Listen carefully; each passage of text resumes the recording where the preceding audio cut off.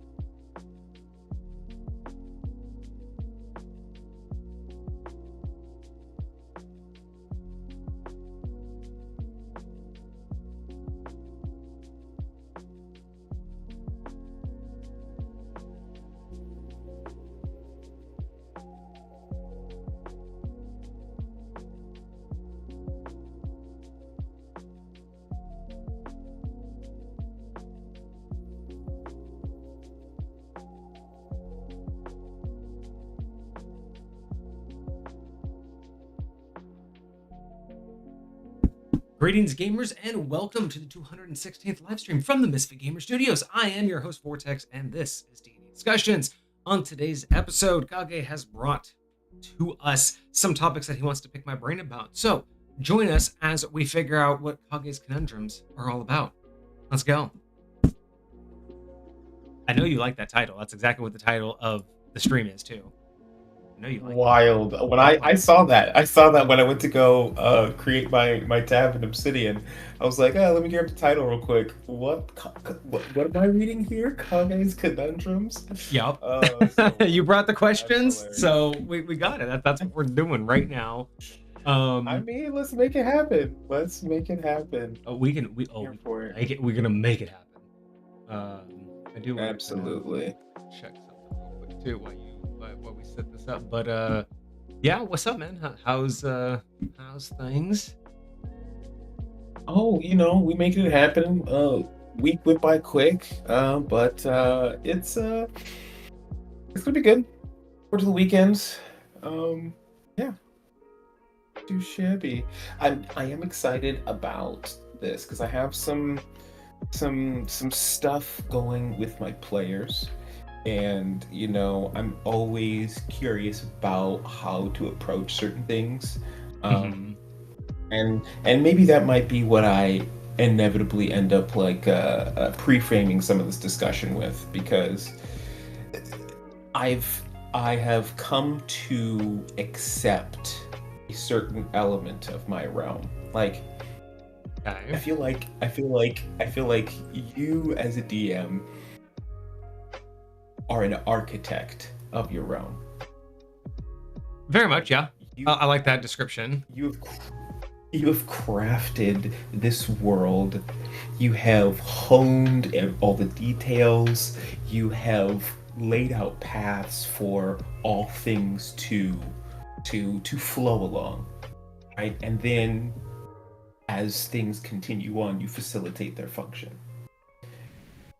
This is the assessment that I've had thus far gaming with you and hearing you talk about your realm. And so I feel like that's fair. I have recognized that as the creation of my realm was, again, I hesitate to say this, but it really wasn't my choice, right? Like it was like I chose to accept the responsibility, to accept the mantle that was asked of me, but it was asked of me, right? I feel like what you have crafted is out of a blossoming of your own desire, so to speak. It's your own little like baby that you have created and like brought up from its inception to its inevitable maturity, right? What I have created is a gift. Like, to me, it's almost like somebody gave me an owl bear to adopt, right? It's a little bit wild, it's a little bit unruly, it's infant, it's baby, and like it's your job to nurture this and take care of it and help it to grow. But at the same time, there's so much about what it is that I don't have any. It's not that I don't have control over. It's I personally choose to give that control, to my players. And so part of that is some of my gaming groups are meant to be more less solid, if that makes sense. And some of my other gaming groups are meant to be more solid. And so the ones that I'm working on creating that I feel like I actually can give structure to, others that I feel like it's much more of practice for me to roll with whatever punches that my players bring to me and try and see if I can figure out how to occur that, if that makes sense. So there is something about that with how I approach a lot of the mindsets in which you're going to hear these questions being framed. So just I know there was a lot of BS to say absolutely nothing, but we'll see. mean, I'm here for it. I was also trying to see if I could darken your background, but orange is a very Yeah, I difficult saw that a color. little bit. I was like, I was really trying hard, but That it's sounds such pretty a hard. hard color to match. I'd have to play with it more, but I didn't want to distract too much from Fair the topic at enough. hand. Fair enough. But no, I take that as a lot of praise, so I appreciate that. But you're right. A lot of what I've done over the years, that's why I've kind of just stopped calling High Point D&D, because I've really just become an architect more of. It's not. It is a TTRPG, and it is not one that I would necessarily say is a full TTRPG, right? Like, I don't have any intention of publishing High Point. It was never intended to be that. It was intended to be a place more than a set of rules. Yes, those set of rules and the lore and the history come from a very specific TTRPG that anybody knew, being second edition's Forgotten Realms, AD&D. But that was just the launching point. From there, my story was much more important. My world that you experience became much more important, and therefore the mechanics are not why I play. And this is something that I think is very different to the greater TTRPG community, because most people want to play a game. They want to decide, I am playing D&D 5e, I am playing Fabula Ultima, I am playing the Fate system, I am playing, Fallout or Call of Cthulhu. That's why you get all those people yelling at you, oh, just go play this other system, or oh, just go play this other system. And there's nothing wrong with that if you want to go and experience games. Like, I do that with board games, right? I don't play Risk with 1,000 different homebrew rules. I just go play a different game. But that's because, for me, like with a board game, I enjoy, in those small chunks, the ease of learning that new game, experiencing it as a puzzle, but also being able to walk away from it. With something like a TTRPG, what's up? Oh, but like, I was just gonna go ahead. But with D&D, it's like it's so much more to me about the story and about my involvement, my dedication to making something that everybody feels like they're a part of. And yes, while I do use some pretty good static rules, there is a lot of what people would either call homebrew or rule of cool. There's a lot, but again, everything that I do has structure. Nothing is in the egg situation. It's when you think about it, you do have rules and structure. Are the rules and structure there to facilitate the game, the world you've created, or is the world you created there to facilitate the rules and the structure? Exactly. I think that's what happens in a lot of these other scenarios is they're there because they want their story to facilitate the rules and structure. All right, so go find the rules and structure, and then your story will work around it. The exact opposite is true for you. Yes, the world, the story you've created, that is much more important than the rules, but you've created the rules to help facilitate that world, so that right. that world. And the rules helped build the world in the first place. Like, Yes. And that's the thing. It's like, that's why I do like looking at other TTRPGs. I like looking at, things for their rule sets. But, to learn a board game can take me an hour. To learn a whole TTRPG system, test it, play it, get other people involved, and do all of that. It's just, there's so much involved with that intake that it's like, it's not as enjoyable for me. If someone wants me to go play their game, like, and I just have to make a character and jump in real quick, like, I will have a level of investment, but I don't get into one shots. I don't get into short-lived things, because it's, for me, a role-playing game is much more about the development and about the character progress, right? It's a story, right? It's like a novel. You want character arc. I don't just want to play a character. I don't want to just, hey, today I want to be a barbarian and I want to go smash. What I want to do is understand why, I like just more involvement of where my character is, how he got there, and where my character is going next. I find that much more intriguing. I like the puzzles. I like the interactions. I don't just want to make a big, strong character to go smash things. I want The to be idea faced with puzzles that I have to figure out how to get around, and if I can't, I you have to go find another way.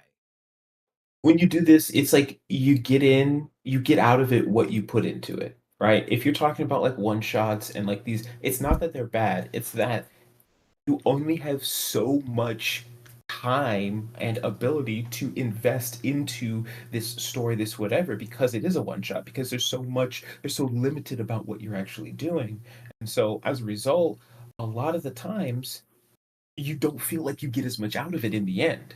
And so it's like, okay, I'm putting all this time and effort to like really get into the story, to really get into my character, And then it's over. to really feel like I'm a part of something, and then the payoff is just feels so I'm also just I don't play TTRPGs, or at least I don't play D&D type TTRPGs for the idea of creating something with an intent, right? I don't like the idea of I'm going to make something that's amazing in battle, or or I'm going to make something that's amazing with specifically magic, right? I like the story to kind of dictate that. I just there's a you're lot talking about with like your the build. there's just a lot with Okay. D&D where it's we know what's coming, especially with a one shot. There's a big bad coming, right? And based on the world and the setting and the story, you're going to kind of figure out real quick what type of situation you're going to be in, and how you need to play the roles, right? And while I like playing roles, it's like if I really want to play a role-based game, it just feels too much like Overwatch and Marvel Rivals. I can go play a role-based game. I can go if I want to play a healer for the sake of healing. I'm not as interested in okay, so So like, that's actually the best I way to put it. I'm not interested in playing a role for the sake of the role in a TTRPG setting because there is no investment for me. If I'm going to play a for healer sure. in a one shot, I know everything that's ahead of me. I know it doesn't matter about my build. I'm just saying that I know I need to focus on healing. I need to focus on defense. I need to focus on being able to res people. I'm going to be constantly in the back. Like it's just not as functionally entertaining because it's too obvious In this what's going to medium, happen. it's not as, and I totally get that. And so for me, it's almost the mindset that I kind of merge the two, because like I get the idea of when you're trying to get into your character, like if I'm just, looking at mechanically how I'm gonna like function, like there's no interconnection to what's actually happening in the story or what this character is going through. It's just, oh, this blasts better than that one does. Oh, or this combo works better than that one does. Mhm. But so for me, my mentality is like I want something that feels enjoyable to play. Yeah. But I also want to think about, okay, as this actual character, like this character is likely going to be going down a path that makes sense for them, right? So like if you're an ice mage, like you choose these ice spells because you have this affinity for it, because it makes sense, because it works. And so as you do all the things, that's why sometimes like I will intentionally limit myself. I very recently played a wizard, and I was like, I want to be a support wizard. Like this particular wizard's journey was all about him trying to learn how to be of assistance and to help and to allow things to like go better. And like there was an entire reason in his backstory for that, but like that was the main foundation that I chose. But so all the spells and the stuff that I took, like they had synergies with each other, but they were for the specific purposes of of that intent of to be of an assistance. I was a wizard that was fifth level and I didn't have fireball. I didn't have fireball. Like everyone's like, "Oh, you didn't take fireball." No, Yeah. And honestly, and I'm slow that's my on other you thing too guys. is when it comes to not just like again being able to predict what's going to happen and just kind of, again, cliche, I'm going to be the healer. That as well. It's there's too many assumptions, there's too many expectations, there's too many entitlements when it comes to those things, right? Like with the one shot, the expectation is to win. There is no other option, right? It's win or lose. If you don't do it, that's it. Um and that's where for me I will say it's I have seen a just one shot where the intent was to lose, which was or very interesting. yeah, Like but everybody knew that they were gonna die at the end, but it was well, like yeah, there how you die and how you have. and that's my thing is it's like for me there's no real investment and again just the role for the sake of the role. I Sure, If I'm sure. going to play the role for the sake of the role, it's like Predetermined outcomes. and that's the thing is because if I know that there's just nothing engaging me because again, I've already seen it, I know what it is, so I'm just waiting for my turn, right? I'm waiting to basically be a healer. But in like Marvel Rivals or Overwatch, that game is like quick. In the time you'd play a D&D session, one session or one, game, one combat, I'd be, 3 ranks up in Marvel Rivals because I'd be just doing match after match after match. And that's what I mean, is like, it's when there's nothing to truly make me think or make me cautious or really engage me, I'm just waiting to do the thing I'm designed to do in that game, which is why shorter TTRPGs don't work for me. And that's a personal thing. It's not against like how people play, but there's that whole concept of, I think this is why it's hard for people to understand how I do my game and how older editions used to run, because it's with this mindset of like the idea that you can talk to somebody that has information for you. Nowadays, the scale is you either get everything they have or you get the bare minimum you need. That's the scale. That is the peak and trough of the scale, is you can get everything they have or the bare minimum you need. Now think about that. Right now, the playing field is the bare minimum you need is the worst case possible, because you're reliant on the fact that failure doesn't exist. Failure's not an option. Whereas in my gameplay, you absolutely have to be mindful of who you're talking to, because that person with the key may not give it to you. And people have a problem with this, but when you think about it from a 5th edition or even in one-shot point of view, you can't withhold those things. Because in a one-shot, you cannot withhold the key to the next door, to the plot point, right? To the next part of the dungeon, because then you can't progress the one-shot, you can't progress the story. But that's not, again, engaging to me, because when I know for a fact that no matter what we say, the only benefit to trying is, well, there is a benefit to trying, right? Like the only benefit to trying would be I might make it easier on us. I might find out a piece of information, a spell we should have that we don't. But at the end of the day, I know we don't need it because it's designed to let us continue without it. And that loses it for me, because there's like not enough of a challenge to care about the outcome of the conversation, when the outcome of the conversation is going to give me what I need. So interesting point. So this thought just entered my mind, because I think this would be the high point version of a one shot. You've talked in the past about your fixed and flux points in time. Yes. Yes. So, and this is again a hypothetical situation and scenario. But if for whatever reason you decided, hey, I want decisions for these fixed and flux points in time. Like right now, Vixie's in the middle of entering into answering the question of what would happen at one of those points in time. Yeah. So the question would be like, imagine, and this would be kind of hard to do, but also still very possible, to like bring like a party of people. Like she's creating a bunch of alliances, right? And imagine there was a group of people that wanted to play D&D, and they wanted to do a one shot with you in your world, and you basically gave them some of the NPCs that Vixie was going to go into battle with. I've done that before. To go through this thing, and it's not necessarily like this battle's going to happen. Like you guys are going to go and you're going to have this battle. Like that's going to happen. Like that's what the whole thing is that you're walking towards. Now, what you do in the meantime, how you prepare for that, how you get ready for that, how you make it easier for you, stuff like that, is going to be up to you. This battle's going to happen.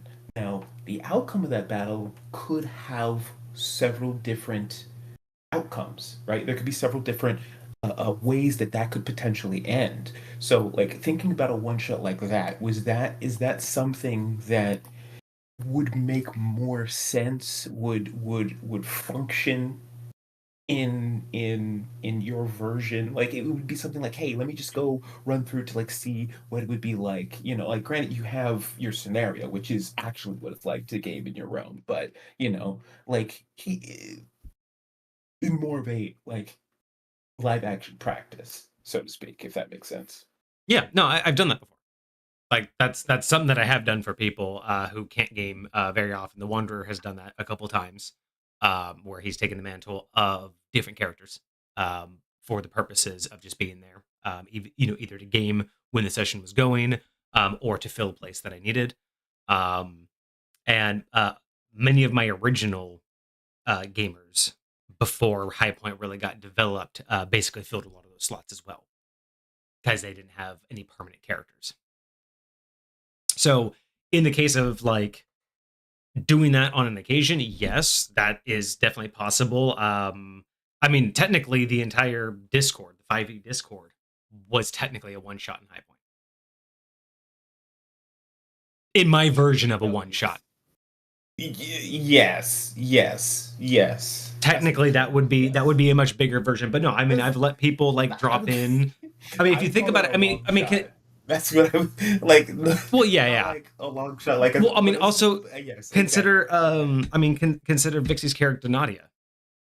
That character is basically her multiple one shot. She kind of, she just gets to. I mean, also Kage or Dovd. Dovd kind of is one of like the way that we've played Dovd. Out of every one of my players, you have the closest experience to a what's that called? Like, not like a one shot. You know how that like they'll do a episode where it's like 2 or 3 gaming sessions, and then it'll be like 6 months later. Then they'll do 2 or 3 gaming sessions in character, like a couple days, and then it's like the next. So it's like they're one shots, but they're with the same characters. Like segmented one shots. That's basically your gameplay with Dovd, because you started out alone, then you went to Faction 5, then you went to go hang out with Ness. Then you thought you were alone, and then you got hooked up with Nadia again. And, so technically everything that you've done has been Dov's own one shot, because each one you only really did 2 or 3 gaming sessions, and then you bounced. And then whenever we gamed again, you were somewhere else. And that's kind of, so I guess, yes. So I do one shots in that sense. Like I don't mind the idea of doing segmented one shots where someone plays their character. But what I mean by one shots is I've done it to where I've had players come in and be like, hey, here's your character, here's what you can do, just play this game, like just sit here and play the character. I've done that, but it's rare. It's usually like the Wanderer's kid did that one time. I let him just play an NPC. I've let other people who are just semi-interested, but I could tell there's just no like real interest, so I'll just be like, hey, if you just want to sit in for this gaming session. But for the most part, yes, one shots like that are fine as long as, again, the character's developed. But the idea of me playing one shots, like as a player, no, I wouldn't do that. But I wouldn't mind running it. It's just I wouldn't run it. I wouldn't invite people to do it. You know what I mean? Like I wouldn't invite our friends group to say, hey, play this for me. Because to me, again, that's not what I want. I don't want people to just play the character, because there's no dedication from them. And if there's no dedication from the player, then what am I expecting from the in-game character? You know what I mean? Like it's just not the way that I would think it. This was for a very different purpose, a very different reason. It wasn't really a one shot, but you did grace me with your assistance as an NPC for some of my very Vixie and I we did the courtroom. The courtroom scene was really fun.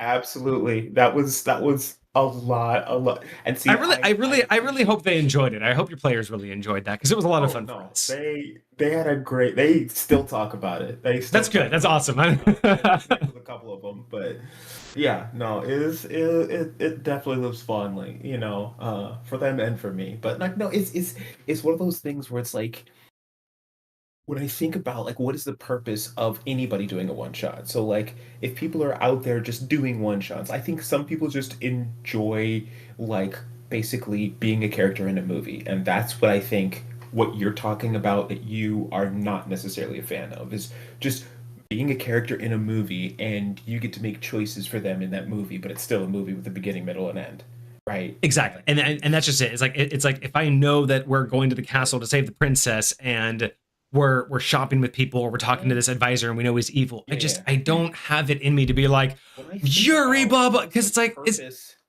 what is the purpose of a one shot? Like, why do people do it? And I think a lot of the times people do one shots so they can introduce people to D&D in a way that isn't you need to do all of this work. see, funny enough, I don't think that actually. I don't think one shots are done by newbies.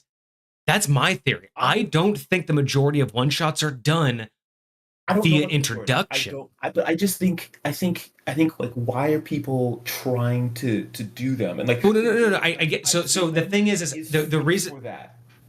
I think the number one reason for one shots is scalability. And what I mean by that is for the majority of DMs, or at least the majority of people in a friends group who want to take that up, scalability in terms of how often they can play. If they want to play once a month, the ability to do one shots, put together here's who you are, here's why you are here, and here's what you have to do, is a lot easier than doing ongoing scenarios. Because if you have 2 months in between game time, you have plenty of time. It really is, because for most people, just being able to say, hey, look, here, because like most people for one shots, where do they start? What they want the final fight to be. Most people are going like, hey, I want you to run this lich, or I want you to run this thing.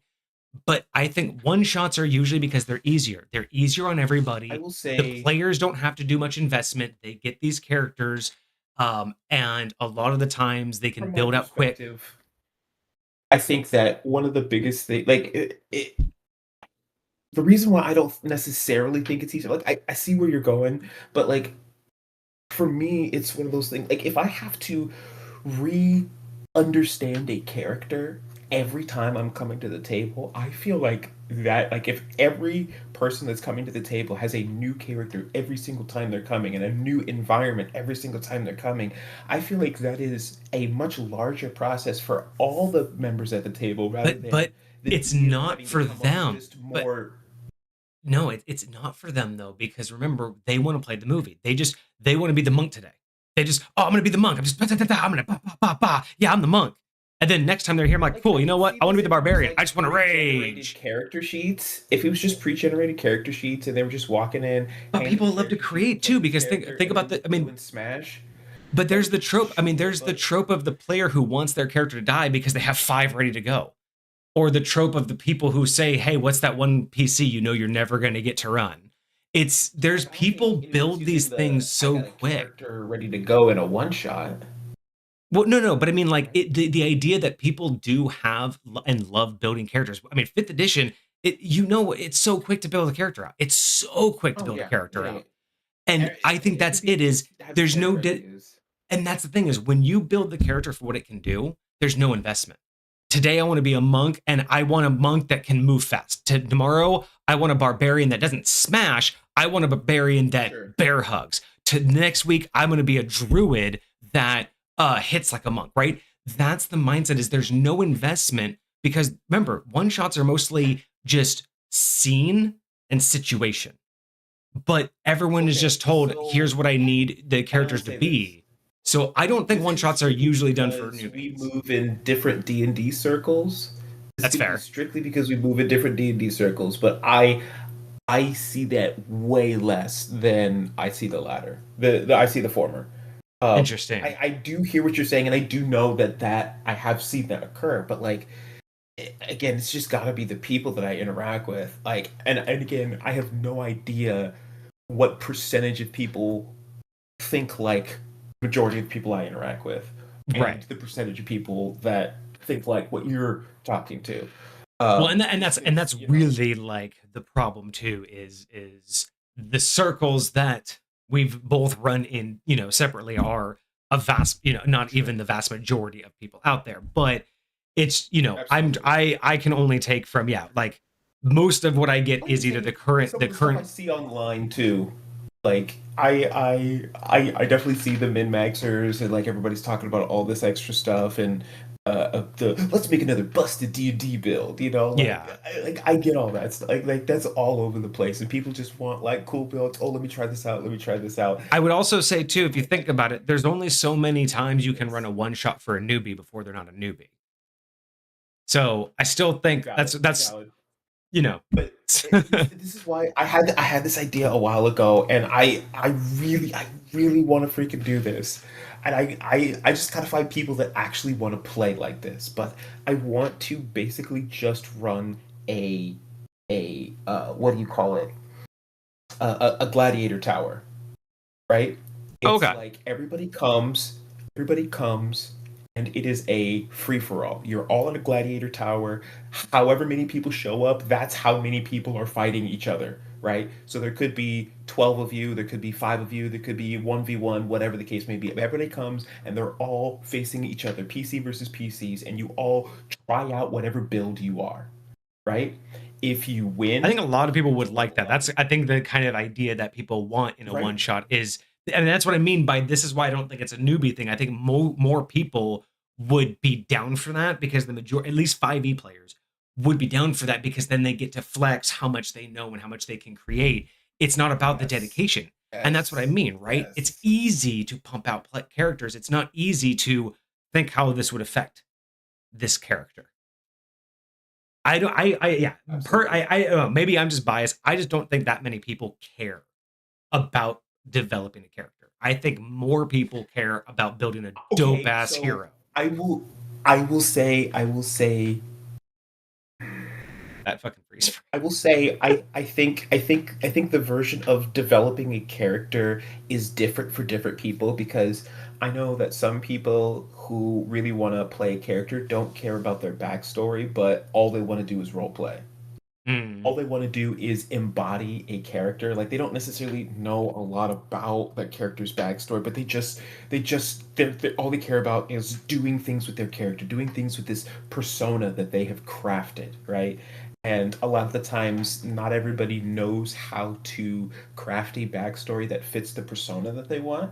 I Hmm. think that that's kind of an unrecognized skill. I feel like people kind of take that for granted a little bit, but I think that that is a skill. Like if you can actually say, "Hey, I can actually articulate what went on in this person's life that they now feel this way, that they're now experiencing these things." Obviously, we have our own experiences to draw from, but if we're creating a character that's a lot different from us, like that's hard to do, right? So Hmm. sometimes you see a personality, you see something, and you just want to try it out. You want to do it, whatever the case may be. And so I think to your point, a lot of the times that's what ends up happening is they just end up bringing these characters, or oh, I want to play like this, or oh, I want to play like this. And whether that's role play wise, or whether that's mechanics wise, or whatever the case may be, it ends up being a scenario where they don't put a lot of necessary thought or investment into the creation of the work of art that is their character. And I get that that is it's unfortunate that that's not more common. I Yeah. really I really Yeah. find so much value in that. But again, everybody plays for their own reason. You know what I'm saying? Like, I'm sure some people play Baldur's Gate because they love the story, and some people play Baldur's Gate because they love getting to find broken builds to break the game. You know, and everyone plays the exact same game for very different reasons. And you got people who want to do speed runs, and you got people who want to do like trick shots. You got people who want to be like the infinite combo people. You got people who just want to do blind challenges, right? All of these are very very difficult things, but they're very different ways to play the exact same game that everybody else plays, right? And none of them are wrong. They're all just ways to explore the work of art that somebody else created, and good for you. Um, Good for you. like no disrespect, truly, truly no disrespect, but like that's it's just it is what it is. It is what it is. But yeah,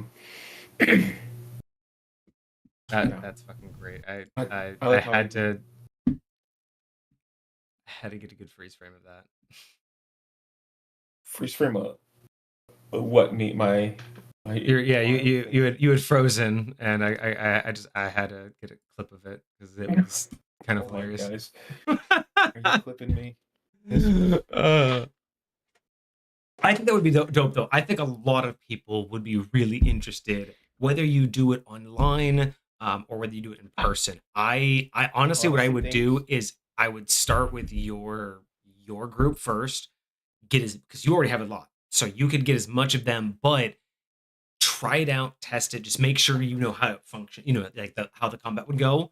And I would even go so far as to pull all of your kid group, pull all of your adult group, do 2 different tests, like figure out which ones, and then tell them it's all going to lead up to one giant one, and see if you can just get everyone together at like a game shop one weekend, and just all of your gaming groups come together with their best build. Because by then, if you had tested it with all of them, right? Because you've mentioned your adult players and your church kid players, they have different play styles, and you even have a slightly different DMing style for them. So by doing tests, you could formalize how you would do it, no matter who's there. So you'd be able to kind of, and you'd also be able to weed out whoever's not going to be like focused enough, because you'd be able to be like, hey, look, look, I know that you want to play this, but this really isn't going to work. You know what your characters are. You got to know what absolutely. But you know what I mean? Like you could, because not to be stereotypical, but the kids are going to be the hardest ones to wrangle, especially for such a large one, right? Like a large gaming group. But if you were able to do that and get everybody together, that would be huge, because I think you could easily get double digits. You could easily get like 10 to 15 people, I think, with all of your gamers. Dude, if you could finalize like my only concern is how long turns are going to take. Right. So like, and I think so. I really, honestly, my initial idea was, because you had been talking a while ago about turning your Discord into a kit. Yeah. And I think that would be a great foundation for what I want to do, because I think doing something like this, because it's going to be the exact same map every single time. So if I could basically create some sort of standard that I put in a Discord, and people could just come in and they could battle, and I'd just be there to facilitate. But for the most part, like, if you wanted to go do like a mock battle when I'm not there, but if there's any like official battles, and I'll have like a ranking, and like there'll be like a leaderboard, and be like, hey, this person's won the most in a row, like this particular. Personally, I am a fan of in person, because like on Discord you could do a lot of different things, like you could actually have it like time, actually like clocked. But in person, I am absolutely a fan of timers. Like if you have a 1 minute timer, or even just like some visual, like if you can buy like a 1 minute hourglass, and you can just be like, okay, who's next initiative? Flip it. It's like, oh, barbarian, go. And it's like, if this runs out before you were done, we move. Or you, before you've made your decision and we're rolling, you go on, right? And it's more of you have like 60 seconds to tell me what you're doing, and we have to roll it. So don't get complicated, don't get crazy. If you like, and if there's an honest question, you can pause the timer, like for honest questions. But sure. It's one of those like, look, we need to get through this, so you need to pay attention. You need to know what you're going to do, and you're going to have 60 seconds to do your turn. I think you actually mentioned this in an earlier stream that we had, but the idea of like, if you go over on your timer, you like lose an action or something like that. So I would be that would be harsh, but yeah. Give you a minute for free, and you can pay for another minute of time to take your turn with a piece of action economy. You can give me your reaction, you can give me your bonus action, you can give me your main action, or you can give me your movement. You can pay for an additional, if you really need that much time to figure out what you want to do on your turn, you can pay for it with your action economy. I really want to figure out what the hell takes people so long in combat. Because that seems to be like the new complaint nowadays, is combat takes way too long. I feel like it's a returning complaint. I don't know why though. Have you, be brutally honest, has combat ever felt like it took too long when I've done combat? In your games? Yeah. Like, would you ever use that to describe combat the way that you've experienced it? In terms of like, what's the deal? just to give you reference for what taking too long looks like to me, I've been in a combat that, um, like I've run a combat for my players, right? That I swear took like 2 hours, and I wouldn't call that long. Yeah. I feel like what we did was paced. I feel like we accomplished like the appropriate. I mean, amount for the I time. think what people Like, say even is though it there takes was, too like, long is I think like a common thing for too long is like when all you can do is one attack and you miss, and then you have to wait 10 minutes for it's your turn again. Just to I miss. think the definition for too long for a lot of people is when they get bored at the table. Yeah. When I don't feel engaged in what's happening, because when I'm at the table and like I'm so serious, whenever I'm in combat, like I've recognized this about myself, I have to stand up. I am standing. Totally fine. I don't. I'm sitting down the rest of the time we're playing.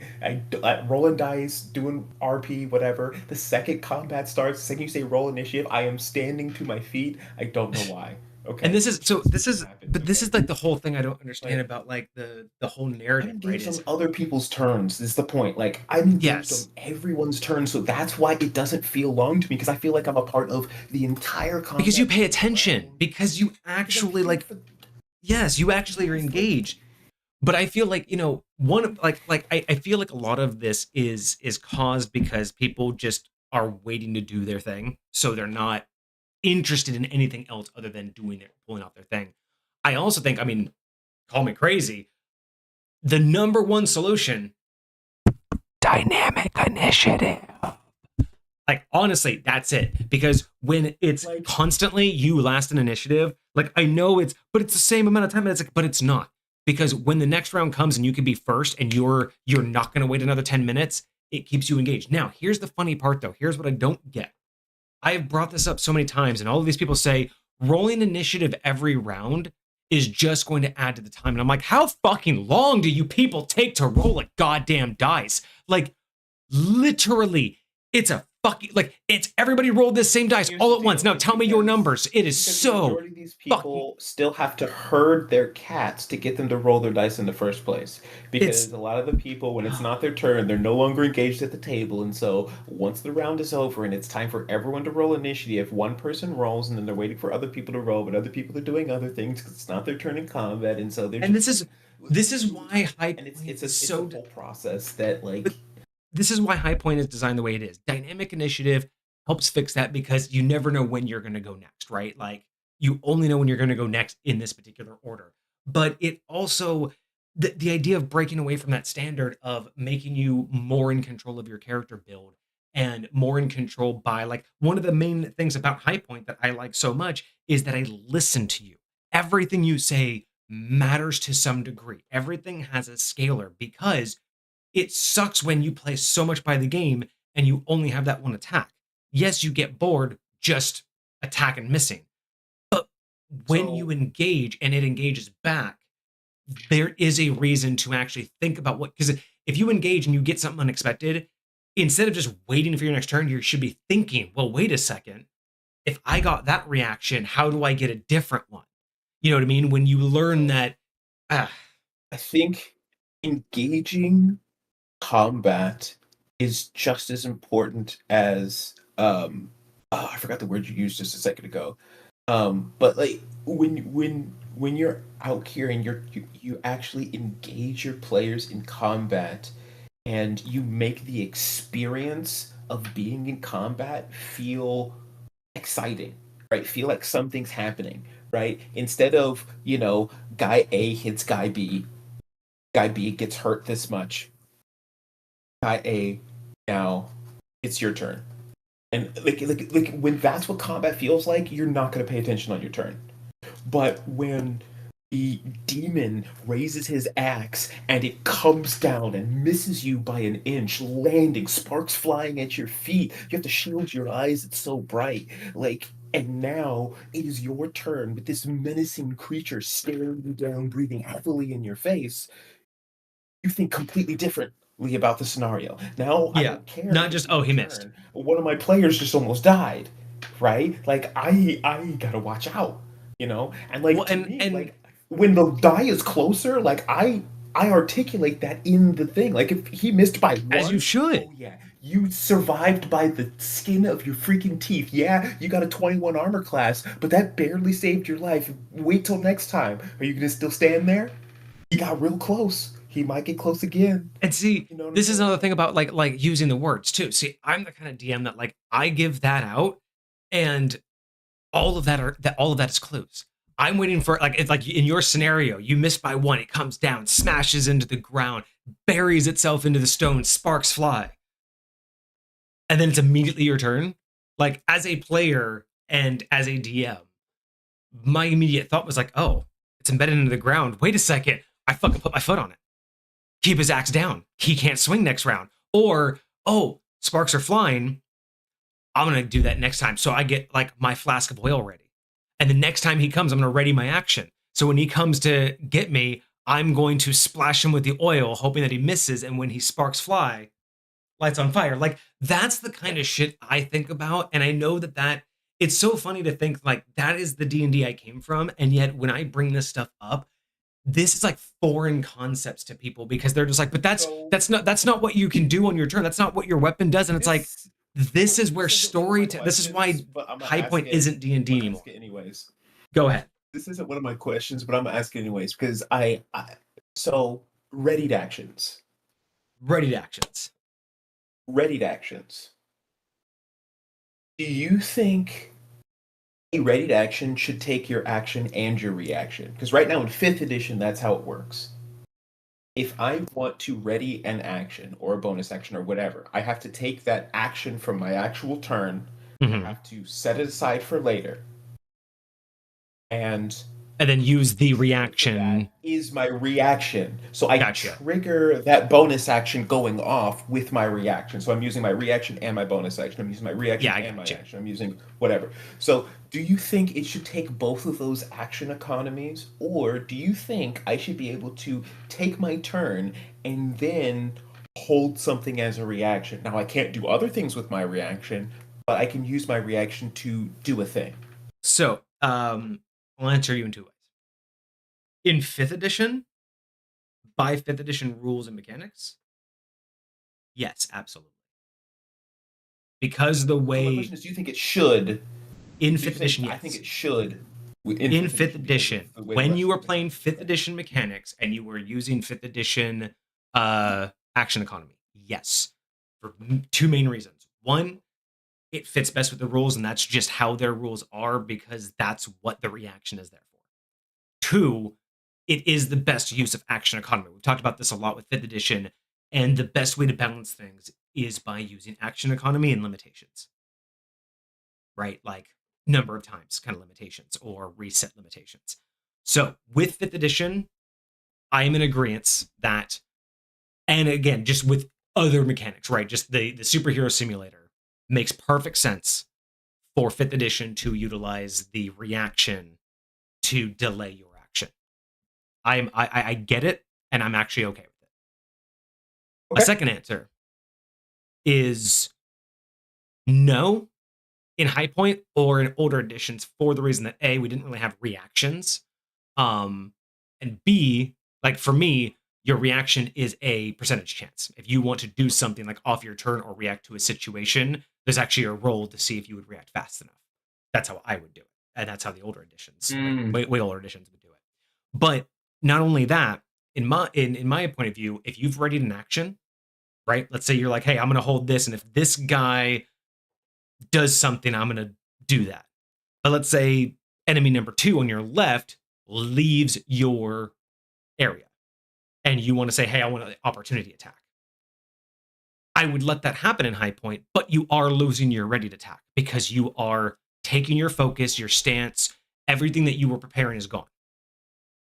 Sure. So in the same logic, it's the same as, like in the same logic, it's just, I think that the idea of them taking your reaction is the same logic as what I just said, because if it takes your reaction to do it, an opportunity attack would also take your reaction.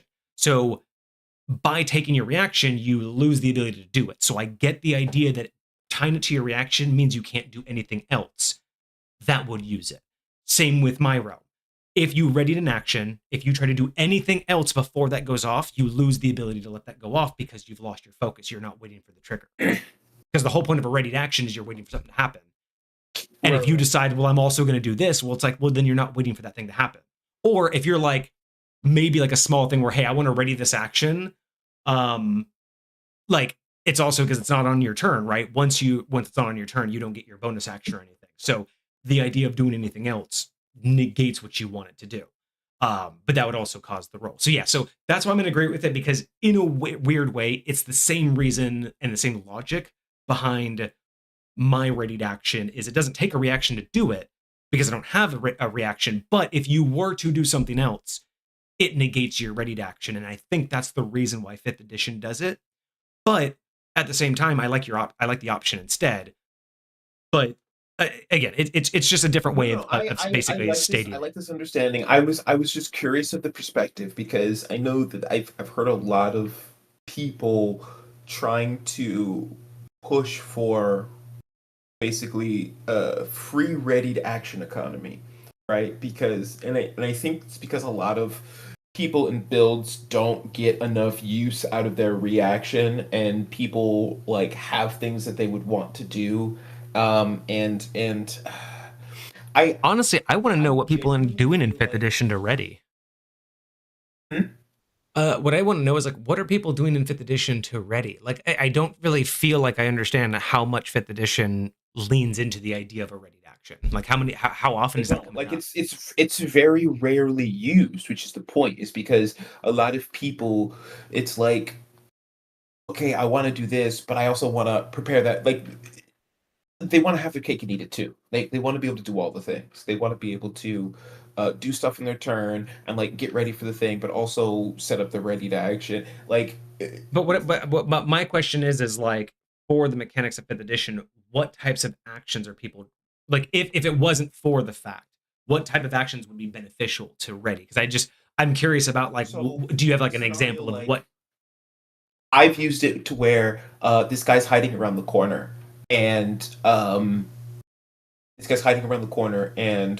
I know that, or I anticipate that he's going to come around the corner this turn, but I can't see him right now, and I don't have enough movement to go around the corner myself to get eyes on him. So I'm going to pull back my bow, and I'm going to watch that corner, and I'm going to say, when that dude comes around the corner, I'm going to shoot him. But it might not be on my turn, so I still want to be able to do that.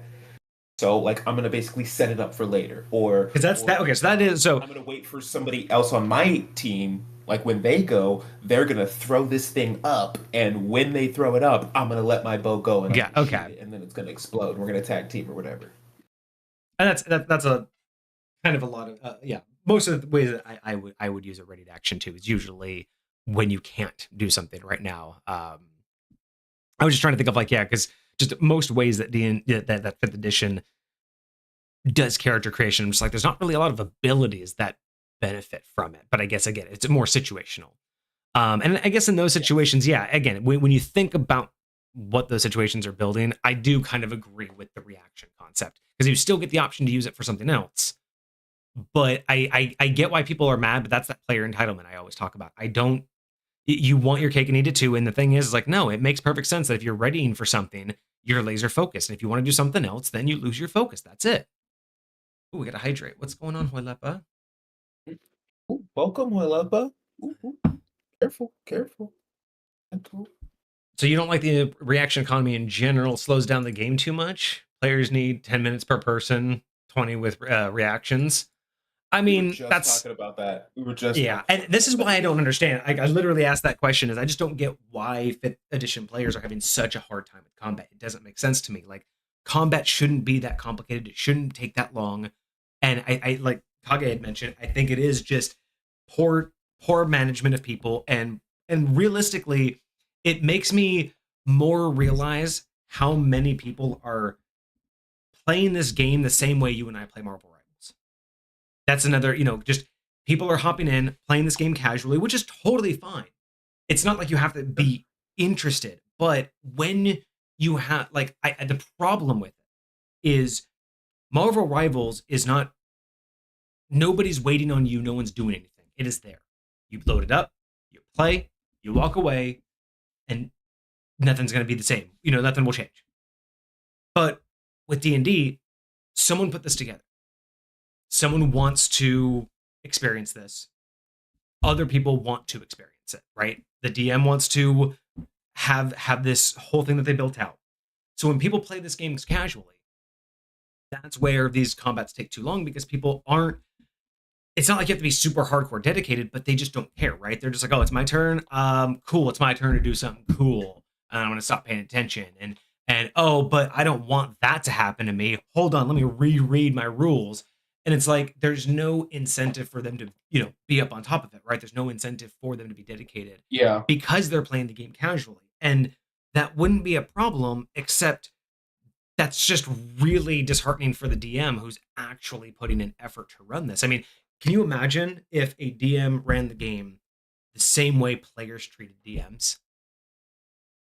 Like, it's, you know what I mean? Like, how, like, if the DM just hounded you every single time you had to look up your own spell, or the DM, hounded you for not knowing something, or constantly corrected you about your own character, or, basically complain. Like, if the DM treated the players half as bad in some of these situations, it's just, yeah. Oh, hold up.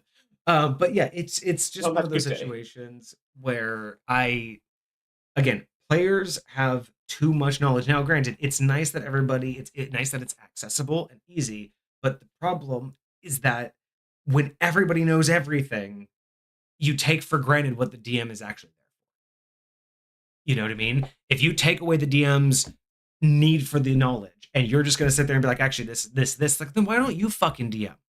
Well, you know what I mean? Like, if you want to sit there and label off every rule, why aren't you DMing it? It's like, oh, because you don't want to tell the story, but you want this person to, but you want to do the other part of their job that actually makes their job fulfilling and satisfying.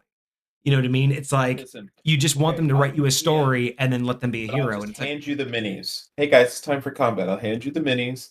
Now go ahead and kill them. However you want to kill them. Yep. You see what they are. I'm just going to roll. Okay. Yep. You guys know if you hit them or not. Why are you guys asking me? You know if you hit them. You know how much life they have. You do the math. I'm just here to roll when they attack. Okay. You know what I mean? Like it's the same thing where, like, again, when players get mad about yeah, right. But it's like players get mad about like not getting information from somebody, and I'm just or not having like that metadata, and it's like, oh, okay, well, never mind. Well, actually, it's the king. His advisor is actually evil, and then took over the king, and now the king is evil. And you were going to be tasked to go into the dungeon, but you're going to find out the dungeon was a trap, so you actually just going to go do the king anyway. So you can choose to go do the dungeon, but like players, like, it's like you do. Oh, I can't stand it when people want all that, and you're just like, oh, you don't want to actually play? Fine, here's all the information. How fun was that? Like, you know what I mean? It's just like you people don't realize that the journey is part of it, but they just want to cut to the chase. And it's like, fine, here's all the information. What? You don't want to role play. You don't want to go earn it. You don't want to do the things you have to do. So here's the information. How fun is this? So a lot of the times when I play, one of my questions was about specifically, I wrote like how to solve puzzles, but it's a lot more of when you present your players with a challenge, what is the solution for that challenge? And what I mean by that is you say you didn't get X, Y, and Z information, so now you can't do the thing. Well, the question becomes, what's the thing? And why is the thing so specific? Why does the thing go down into the dungeon and kill the rats? Why isn't the thing save the kingdom? And then how they get there is just up to them.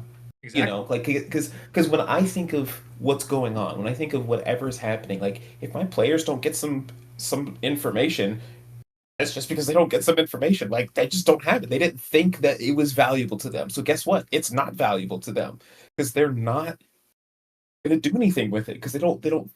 So what are you after? What are you looking for? What are you pursuing? What are you seeking out? What are you trying to interact with? What are you trying to play with? What do you want out of this game? Mm-hmm. Look for it. And when you look for something, you're gonna find it. And I genuinely feel like this is something that's true in the real world. When you like see certain things in the world, it's very easy for you to find those things, right? If you Oh yeah. see everything is bad, it's really easy for you to see bad stuff everywhere you go. But if you see everything is good, it's really easy for you to see good stuff everywhere you go because it's there for you to see. It's just what you want to focus on. So I think that's a lot of the times what happens in game is players get super focused on what they want to see. And I'm like, okay, well, here it is. Go take a look at it. Go see it. And so like I don't always have the answers. I don't like right now some of my players are they have to go figure out or they have to go get a certain item at an auction, right? And there's a bunch of other people at this auction. Now, here's the deal. I have no idea how they're going to get it. I have no idea how they could get it. I just know what the building looks like. I know who's going to be there. I know that there's guards, Mm-hmm. like I know like what thought process I would go through if I were thinking about it, but I haven't gone through that thought process yet. I Right. genuinely haven't because I'm not playing it. It's all about them to figure it out. I'm just there to respond and see how well it goes. Like that's honestly, and so I'm curious if for you you have like paths that they could go and like you're prepared for other paths or if it's more open-ended like what I'm talking about. So the majority is open-ended. Now, granted, it really depends on the type of puzzle. Obviously, there are physical puzzles in the game that are going to have static solutions, right? So code locks, Sure. dungeons, Sure. things of that sort, mazes, they all have a physical solution. But like what you're talking about, it's yes and no because it depends on the severity, right? You had mentioned my fix and flux points of time. In those Sure. situations, like, yes, there are times where there are ideal solutions, but again, unless there is a hard and fast password or code or something that they have to actually do in a certain order, most of it is benchmarking, right? So whenever I design a puzzle, and this actually works for physical puzzles too, is I basically try to reverse engineer it by going back to kind of the questions like you said. Why is, what's the challenge? Why is the challenge there? How did the challenge get to this stage? And that usually leads me to it, right? So if they have to go to an auction, right? They obviously know what the item is. And if this is the first time, like granted, for me, there's always other ways. But let's say they find that they are looking for an item and they find out information that this item will be at the auction. First and foremost, what I've already thought about is obviously why the item's here in the first place, like what the item is, what its history is, why it's here, why it's up for auction, and what its significance is. And once you find out its significance, you also know who else is vying for it. And you also know what they're going to do to try to get it. So that lays my foundation for essentially what's going to happen without the adventuring party. I figure out everything that Exactly. if they Yes. do not touch it, I know exactly how everything's going to play out. Because my fix and flux points of time are fixed and fluxed in terms of players. So when I say something's fixed, it does not matter what the players do. It will happen. Mhm. A flux point in time is a point in time that may or may not have happened, may or may not come to fruition. But if it does, the player's activity in my realm can directly affect what direction it goes and the outcome of it, right? So, because again, so all of that is perfectly about the players. So when I talk about like, oh, this auction's going to happen, saying that I don't know what's going to happen basically means not that anything could happen and I'm going to roll dice. Like sometimes I do. Sometimes I'm like, actually, I don't know what's going to happen and I don't know if I want to decide it. Like let's say there's two factions in the world and they're vying for this item. I might actually roll for it to figure out who outbids who. Simply for the fact of it does add spice to the realm because there's no benefit in me deciding that, right? That's just something that's kind of flavorful for the realm. So I'll just roll who outbids them and who gets it. Because then that's just if the players don't get it this time, guess what? Now I know who owns it. But other than that, other than just deciding, hey, who's going to outbid, I might do some rolls to figure out how far they go. But outside of that, I know enough information to go, if the players were not even involved, this is how it would turn out. And when I say, well, I don't know how it will turn out, all that means is I have all of the information. I just haven't thought it through because I intend the players to play it. Right. But if they decide not to, that's when I'll sit down and go, okay, well, this one and this one, then they would have done this, and then they would have tried to steal it, and then, oh wait, roll. Nope, they would have had the guard there. That's right, because he got off that. Okay, so they would have it now. Like, I could do that ahead of time, and I do that for a lot of things, but if I know specifically it's something my players are after, I try not to get ahead of them. But again, I have all of the information to know that when they show up, they are going to run into all the things that would have happened had they not intervened. And the moment they intervene, everything I thought of is out the door, right? Everything I had known would be done. There's an element for me. I definitely do what you're talking about, which is determine what'll happen if they do nothing. If they just sit there and they, twiddle their thumbs, watch everything occur without actually participating, I know how things are going to go. I'll also, at the very least, and this is just for my own sake, so that it'll be easier for me at the time of, but run through what I would consider ways that I think that they will go. Like, I try to put myself in their mindset and, like, what type of things do I imagine they might think of?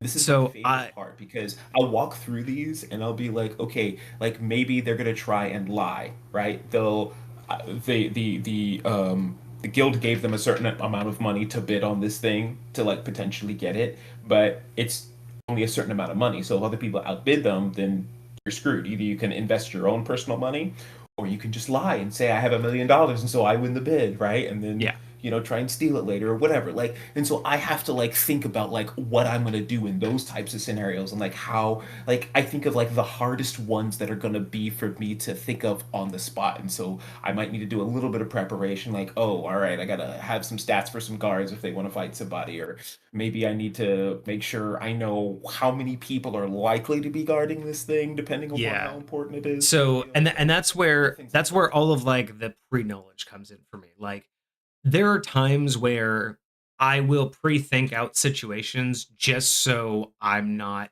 like, I get to know my players. I kind of figure out what they're going to do. So there are some things I plan for just so I'm not scrambling, right? Like, if I know that you are, like, if I have a player that's aggressive and there's a chance that they're going to be aggressive, I'll make sure I have like, the monster manual ready, or the book where I'm going to look at like the guard stats. Like, I'll have that there. Like, okay, if you're going to get fought, I'm not going to sit here and shit, now where's the guard page? I'm like, okay, you might find them.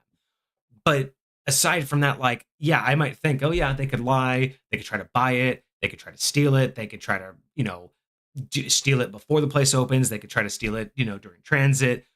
But for me, it's not about deciding what's the right course of action and what will succeed. It's more of a, okay, if they try to steal it, well, if they're trying to steal it beforehand, I know how many guards are going to be there. Cool. That's it. That's all I need. That's as far as I go. If they're going to try to lie their way through it, well, I know who the advisor is that they have to convince, and I know his skepticism level. Cool. They'll have to deal with that live. So it's not like I have to I'm not going to sit there and go, oh, well, they're going to have to do this many rolls, and they're going to have to do this. That part will be live. I know who they're going to deal with if they have to lie. So it's more of a, okay, I will have that ready, that if they try to lie to him, it's like, okay, they have to play that game. But if they want to go steal it, I'm like, okay, there's going to be this many guards because it's this place. Okay, so they got to play that game. Oh, they're going to try to steal it after it's purchased. Oh, okay. Well, it's going to be that game. But beyond that, again, unless there's a hard, fast winning it. Exactly. So for me, unless there's a hard, fast solution, I don't try to think out more than what I need to prep. Yeah. And I don't try to think outcomes. Exactly. I think of basically encounters. I think encounters, not outcomes. Yeah.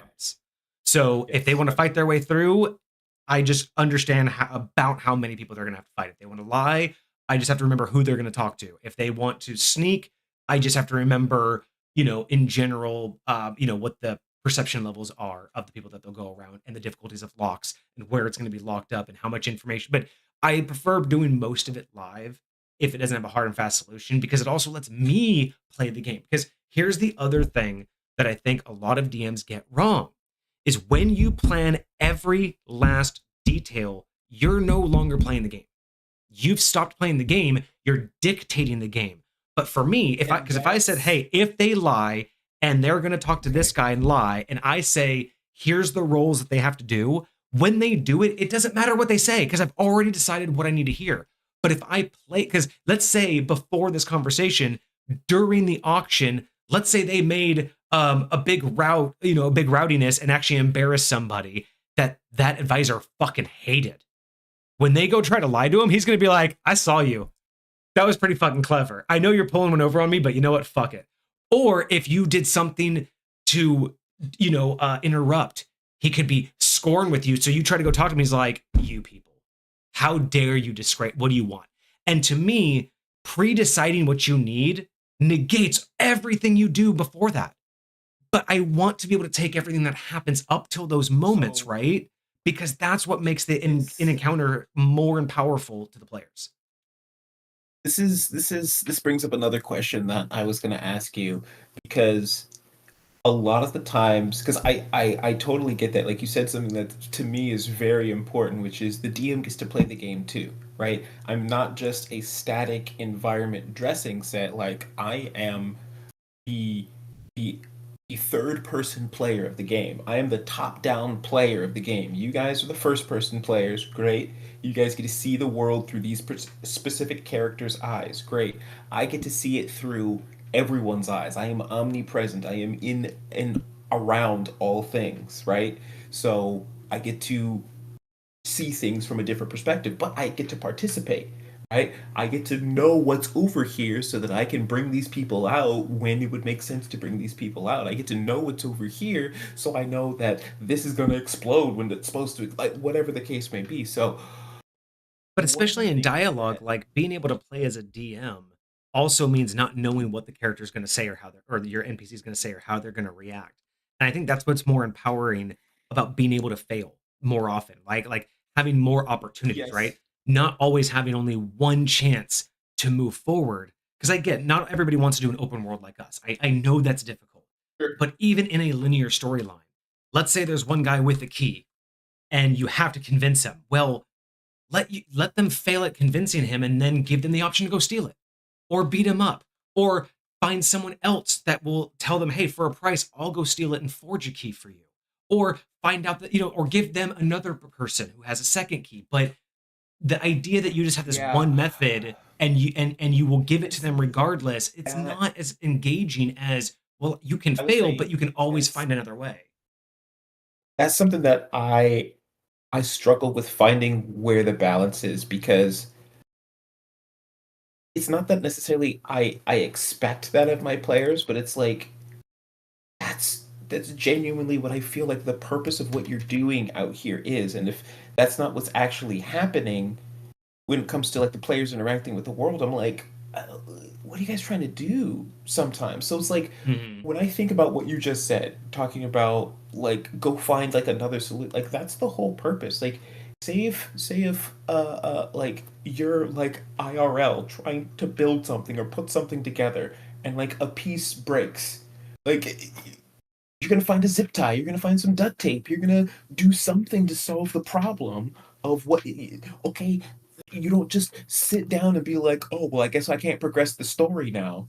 I guess I can't progress my life now. I guess I can't progress this chair now because something occurred that got in my way. It's like you figure out what you're gonna do as a result. Like there's a way for you to move forward. There's millions of options for you to move forward, but I think it's really hard for some players to see that and for some players to recognize that. They're so used to things being laid out for them. It's like, oh, well, you got to tell me what this step is, and you got to tell me what this step is, and you got to tell me what. And I'm like, and that's there's the no thing. steps, It's bro. like, You walk forward, put one foot in front of the other. Exactly. You know what I mean? Like, because it takes away accountability. It takes away, like, you could be talking with the king, and if you have to get his approval for something in order to progress, and it's that kind of linear storyline, it doesn't matter how badly you insult him, you're going to get the information because the game can't end just because you insulted him. You know what I mean? Like, players wouldn't accept that. Your camera froze, by the way, but yeah, it's just one of those, like, it's not even really. You can still hear me though. Yeah, no, there it goes. There you go. But yeah, I don't know. It feels really weird It's along the same lines of why I don't play Dragonlance and never enjoyed Dragonlance as a Is that a system. TTRPG? It is. It's an offshoot, kind of like Pathfinder. It's D&D Okay. adjacent or related. Um, Okay. kind of like with Forgotten Realms or Dark Sun or something like that. They're just different variations, different realms. But Dragonlance Gotcha. was a very linear story, which meant that there were plot protected aspects. Now, Okay. granted, I'm not saying that everybody, I'm such a murder hobo that I just want to like kill everybody. But Sure. just knowing that, though, knowing that the game can't progress without certain aspects, meaning there are certain characters that just will not, in no matter what situation, die because they can't for the sake of the story. It diminishes that, to me, diminishes player agency. You want to talk about like what I think diminishes player agency? Taking away the fact that anything they do doesn't change how the story progresses. That's taking away player agency, not hold person in combat, not taking away their, not counterspelling them, not making them have an ability that, can suck to suck. No, player agency, meaning that no matter what you do, the story progresses as is. That to me sucks. I think that something that is way under recognized is story. And just like the players can find a different way around something, the story can find a way to exist without a thing. Like, there's a way for your story to continue to progress in the way that you want it to, even though something you didn't want to have happened. Right? And I think Oh, that absolutely. is the challenge of being a DM sometimes. It's like how So you figure that out. And I think a lot of DMs don't necessarily want to do that work, but from my perspective, that's a part of the that's job. part of playing the game. That's you getting to play. And here's a good example of that, right? Because you were talking about like how how far do I think through things. So let's talk about the example of you need a key, right? And this person has a key, and in my realm, yes, you could absolutely piss that person off or kill them, make them murder. You could do a lot of things to where you could lock yourself out of that key, right? But for me, I might think, okay, you failed to get it from him, so you could try to steal it from him. You could try to intimidate it from him, or maybe you could find somebody else to get it from him. Those would be my DM thoughts, right? And then see where my players go with it. But the reason why I also don't try to think too hard about it is because let's say my players go, wait a second, I met this person and they gave me a favor, and this person knows the Thievians Guild, so I'm going to ask for a favor for the best locksmith, and we're going to, or the best lockpick they have, and we're going to take that lockpick and we're going to go open the door ourselves. Oh, well, fuck. I didn't have to think about that, but I don't have to pre-plan that to go, oh, yeah, that works. Let's go. Because you use my in-game logic. When I say, like, whenever my players want to get away with something, as long as they use the in-game mechanics. So if they say, I know someone, I have a favor, they know the best person that can get around this lock, I don't need the fucking key. I didn't think about that. I thought you could go steal it from the guy because I was so What focused about on so that key.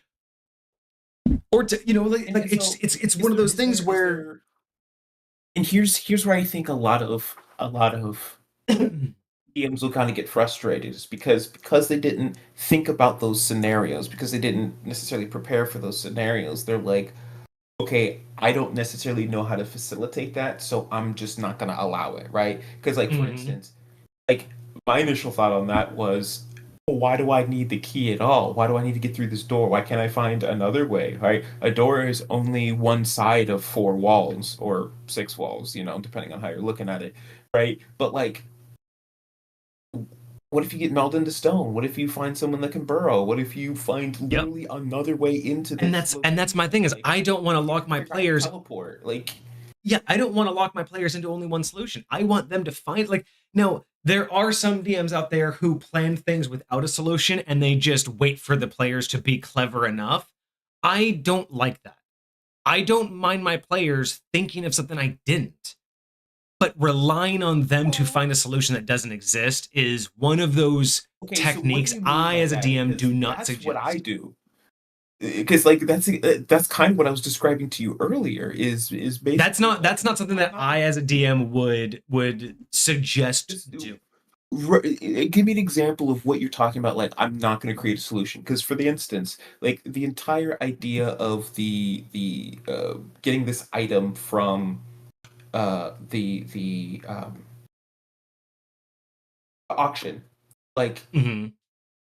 I don't. Well, no, that's different. No, I'm not talking about that. I'm not. No. We're not talking about like a social situation where we're talking about like I've seen actual DMs build puzzles, like actual get across this weird bridge or deal with this mechanism or get across a pit or an actual physical puzzle, but there is no real solution. They just wait for their players to put things together and go, "Oh, that sounds clever. Yeah, that's it. That was it." And it's like that's not creative. Just a wall in front of them and saying that's a puzzle, like. Exactly, and I've seen that, but I've seen it, or I'll see people, they'll put something relatively simple and the players will overcomplicate it and they'll be like, oh yeah, that's what it was. And it's like, that's not fun. That's not interesting. And it doesn't allow for consistency and congruency because what you're doing is you're essentially telling them the only things that exist in this world are what is right in front of your face. That lock was just a basic lock, but then you said, oh, well, I'm going to check for this magical tripwire that might actually be an illusion and the door may be to the left. And you're like, yep, you find a tripwire, the door's actually to the left. And it's like, that's not interesting or fun. Okay, that's not cool to just suddenly be like, oh, your idea was better than mine, so my whole game, because it basically just says that they are creating everything, and then it just becomes a yes and game where, again, you're pandering to them. And maybe if they don't know it, I get it. The players aren't going to suffer for it, but it's not good DMing if you're, again, because you're basically not telling a real story and you're not actually giving them challenges. You're just saying, hey, here's a wall. Oh, but you think it's an illusion? Yeah, cool, it's an illusion. Or, hey, here's an NPC. Oh, I think he's really the king. Damn it, you guys found him. He is the king. And it's like, why? That's not like... I will say this. I do hear what you're saying. And oddly enough, I agree with what you're saying. Even though there are times that I do that very thing. And I will say this. Mine are what I would consider the DM's version of the rule of cool. I'm going to do that not when I don't have something prepared. But if I do have something prepared, and I genuinely believe that the solution that my players came up with is what I would consider a genuine better fit for this than what I had. Like, it not only fits with what's happening, it not only fits with the scenario. I'm not just making something up and like throwing it in there just because they thought of it. I'm saying that that's the thing because it honestly makes better sense and works better and fits better and is like a cooler idea than what I had in place. Because I'm gonna be. And if you don't, but you don't do that intentionally. You're not waiting for them to create those things. I don't mind when stuff like that happens because that's kind of how DMing should be, right? The player should evolve the world too, right? Like it's not a bad idea for a player to have an idea and you go, and it's actually kind of cool. Like I'm gonna integrate that. Like that's not a problem. It's when you're just like, I don't know what you're just like, hey, you guys got to get into this dungeon. And there's a wall with some scribbles. You guys have to figure out how to get in. It's like, oh, I think it's magical language. Roll for it. Yep, it's magical language. But you don't have anything. You're waiting for them to come up with an idea and you're like, yeah, I like that. That's what it is. That's what I'm talking about. I'm talking about the intentional lack of detail that you're waiting for them to fill in, the ad-libbing, basically. Sure. And it's like, that's not good DMing. Making your players ad-lib your realm and making them think that that was the plan, I do not condone or support that. It's basically tricking your players into DMing for themselves. That's what it is. It's ad-lib D&D. And if you want to do that, have fun. But again, you're going to lose consistency. You're going to lose the plot point. You're not going to be able to develop a story that makes any sense or moves forward. If that is all you do, it is impossible to keep consistency. because the players are unaware of what the story is or what's going on. Like they don't have behind the scenes information. And if they're making up everything that's happening, there's no way that it's going to cohesively connect with any, not no way. There is a less than zero chance that it will cohesively make it. It's like it's like the idea of just something, just you dropping a bunch of Legos on the ground and it builds a ship. It's not necessarily impossible, it's highly improbable. But yeah, like the chances of that happening, like good luck. But yeah, and that's it. It's just I don't know. You don't have to have everything perfectly set in stone. Like again, open worlds don't have everything perfectly set in stone. But while everything in my realm is reactionary to what the players do, it is not waiting for the players to do it. And that's, I think, the difference, right? Is a DM, the world waiting for the players to do something before the world figures it out is the difference, right? If my players are headed towards a town, I have a snapshot of where that town is right now. If they decide to skirt the town and say, never mind, we're going to go in it, I now know, okay, they never visited that town, so that town's now going to progress the way it should. But the moment they say, let's go into this town, I take that snapshot and go, boom, that's the snapshot that they're going to see. And when they leave, whatever trail they left, I now have to take into account and let that be that scar, right? When Lucifer did his plague nonsense, that entire valley, is decaying. I mean, there's a whole town that people are able to visit that is just of that. Yeah, suffering all of those consequences.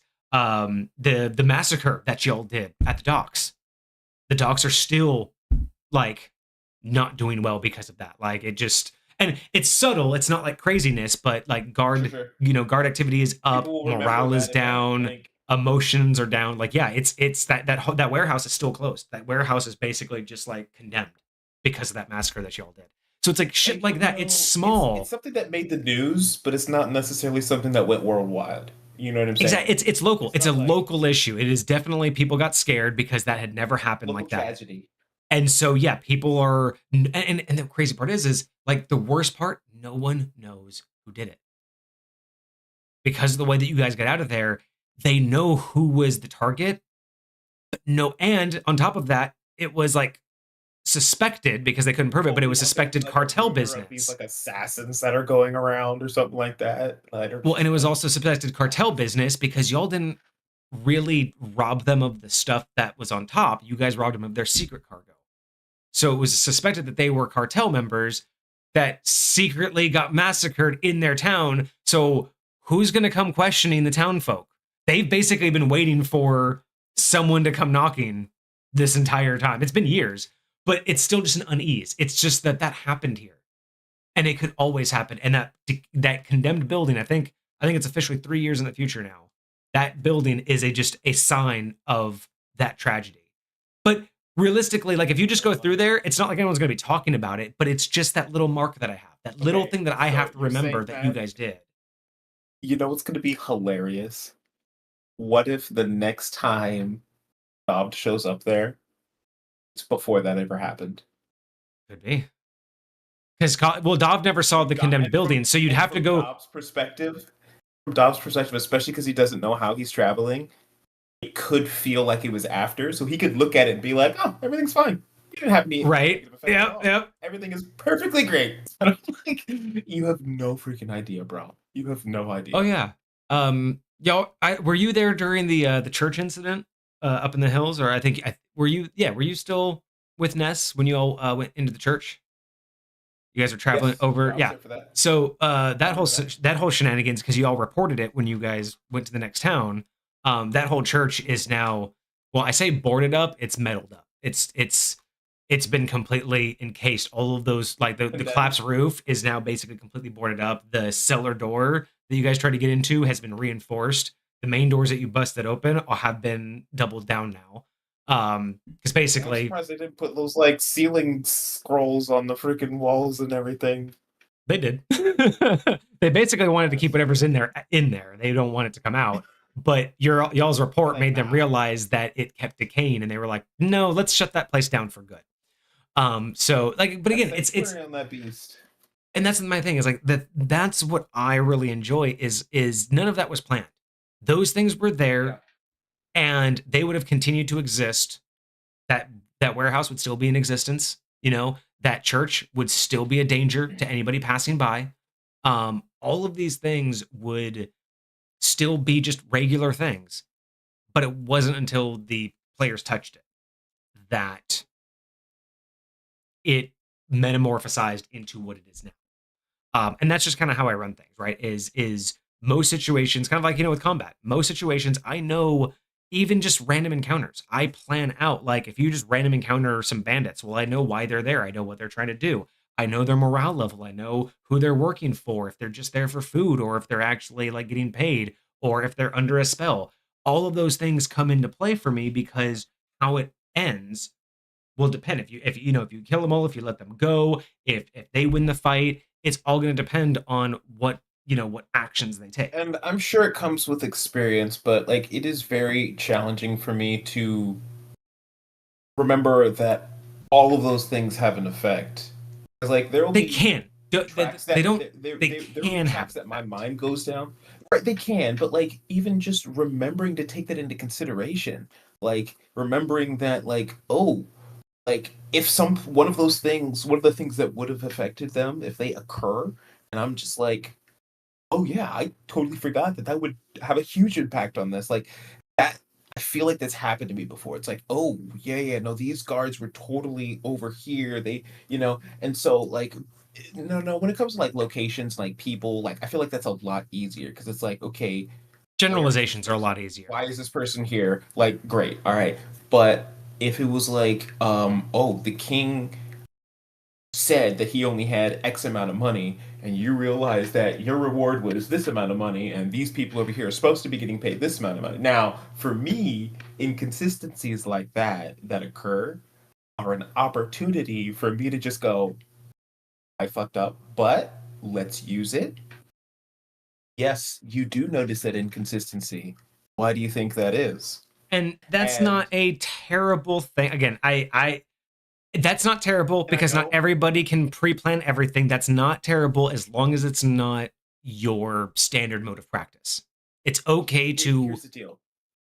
roll with the punches. It's You know not what my I mean? standard mode of but it's not my standard mode of practice because that doesn't usually happen. But I will say, and when it does happen, it's not my go-to. Like there will be times, especially because when it does happen, a lot of the times it's small enough where I can just be like, "Hey, let's retcon that. Let me articulate. Oh no, you're right. It probably wouldn't be that. It would probably be something more like this, or whatever the case may be. Especially if too much hasn't happened from now until then." But if like I know this is silly, but like you play those games that you can save scum, right? And so you get really used to like saving all the time and doing it whatever. But then there's that one time where you forget to save for a really long time, and then something happens, and then you have to ask yourself, is it worth going back to my last save, even though it was like an hour ago, and all the stuff that I did, Yeah. so that I can basically redo and get the right outcome, right? So, and a lot of the times in these scenarios, I ask myself, okay, how long has it been since the error occurred? Yeah. And is it really worth me How much trying work to backtracking is it worth? go back and like backtrack all of these things to try and make this, or is it easier and better for me to find an IRL reason why that error would have occurred and try and find a way to explain that. Right. And It's so a lot of the situational. times Like, it's I mean, very much I so. the thing is, like, with retconning, like most small stuff, if no one's really tracking it and it's just more of a hey, it's this, not that, it's usually not that big of a deal. I mean, I've gone so far as to retcon a character's age, like significantly, to just better like the idea of the character creation at time made sense, but as the story progressed, the things that had happened You're talking about a and player where, character? yeah, um, Okay. like it made sense that at the time everything made sense, and it wasn't really like a drastic change of the story, but where we're at in the story now, if we were to adjust the age, because that was more or less like a side thought, it wasn't like a big point when during character Hmm. creation, But based on how the story progressed and where we want to be, if we just shift and retcon that one thing, everything lines up better, and it actually gives us a better outcome to move forward. So it's one of those. That's one of my biggest retcons ever, but it's more of a. It's because it wasn't chosen with like a lot of intention originally. Along those lines, sometimes my players will ask me like little things like, "Hey, theoretically I prepared this spell, but could I prepare this spell instead?" And I likely would have prepared it for this reason. This, like my character likely would have prepared it for this reason, this and this reason. But I, as a player, like forgot about those reasons beforehand. And so, usually my mindset is, okay, have you used that spell yet today? Has there been any mention of it? Has you having that particular spell had any impact on the story, the day, anything that's happened up until this point? And if the answer is no, like for the most part, like nothing would have to change. No significant impact would have to occur in order to make that adjustment. So when it comes to like something like the age, it's like, yes, you've gone around. Like, is it the difference between being 13 and 14, or is it the difference between being 8 and 22? Right. And that was the thing. It was an insignificant enough. It was insignificant enough that the overall story still held up, but it was significant enough that I told them at this other age. Yeah. Well, it was like it was just more of, again, it was we're just going to start the character, younger. But as it progressed, it was just like, it's not that it didn't make sense for her to be that young. It was just I think it was like a 2 or 3 year shift. It was only like that, so still young enough to not matter in terms of everything in the story would have happened the same way. But where we're at in the story now makes way more sense with the adjustment. And that's really what it is. Is nothing changes, but it gets so much better if we launch from here. And again, I wouldn't have done this if there was a bigger reason for the starting age, but because I know it wasn't that intentional, it was just I'm just gonna go with that and just shot in the dark. This age. It's like, I get it. It wasn't that impactful. And it wasn't, again, it's not like going from like 16 to 30 and just being, going from, an adolescent or a child adventurer to, a veteran, like middle-aged adventurer. It was insignificant enough change to where the character is just now better suited for the situation that they're in. And the story can progress a lot easier. I think that is this is something I feel like I've talked about like way long ago, but it was the immersion is so valuable for the game experience for all players involved, including the DM. And so when you're discussing things like this, I know that like discussing them itself can kind of take you out of the immersion, but like the entire purposes of like what everyone at the table is understanding, what everybody at the table is seeing, what vision, like you're gonna render that vision uniquely for yourself. But as long as all of the pieces of that vision are shared enough that when the people at the table are interacting with each other and interacting with the world, they feel like they're interacting with the same thing. This reminds me, your green doesn't have to match my green. We just both have to agree it's green. Exactly. It's really all it is. And so it's like, that's exactly how I play Theater of the Mind. Get on the same page. Yeah. Like that's what I love about Theater of the Mind is yes. If I say a pirate themed tavern, if you see a wheel on the wall and that person sees a row of cannonballs and I'm thinking that it's just some oars, does it fucking matter? Are we all in a pirate bar? Yes, let's move the fuck on. Sure. Now, granted, if they assume and go, well, I'm gonna grab that thing off the wall. What thing? I didn't say there was a thing. But if they go, well, it's a pirate theme bar. Is there anything on the walls? Well, it's like, yeah, there's 2 giant oars above the bar. They would be like, oh, I would have assumed it was this, but that's fine. But it's like, as long as the things it can interact with, they don't make up. Again, I don't need to know that your green is the same as my green. But when I say this is green, we all need to agree and remember and be consistent that is called green, even if we don't see it the same way. And that's how I play my Theater of the Mind, is if I say there's a field with no trees and tall grass, I don't care if you see wheat. I don't care if someone else sees, dead grass. Like, unless I say something specific, if I just say you're in tall grass, if you think it's knee high and someone else thinks it's waist high, doesn't matter unless you say, can I hide in it? Then, you know what I mean? Like, So it's those kind of things where I tell you what you need to know. Everything else you should just figure out. the same type of privilege that I I I give DMs that I trust to recognize who and what my character is. I feel like sometimes me as a DM, if I trust my players enough, I can give them similarly the same leeway. And I know you and I have talked about this before, and it's something that you don't like as much, but again, it's specifically when I trust my players and what they're doing in the story. Like I feel like there's nothing necessarily wrong with like and they have to be okay with me correcting them when necessary, but like them saying, "Hey, I'm gonna go. Can we like it all depends on how you approach it, obviously, but doing something like, can we say that there's a sword on the wall that I grab off that I can point at this person, like threaten them with, or whatever? Or can I say that, like, oh, there's a picture on the wall, and I try to mimic the image in this picture mockingly to get a laugh out of the people Yeah, and that's the involved, thing is right? like They try usually I to would add to prefer. the world. I love that, and I would prefer, like, as a DM, like the questions of, is there anything on the wall, or is there something like this, instead of the leap of, can I pull a sword off the wall? It's like, and that's just because I would much rather that interest of, like, well, put your, instead of just deciding, well, this is what I want to be there, put yourself in the place and then get creative. But I think it's just a different approach, right? I totally get what you're saying. Like, if they are creative enough to say, hey, I want to be able to do this thing, can I use the environment? That's fine.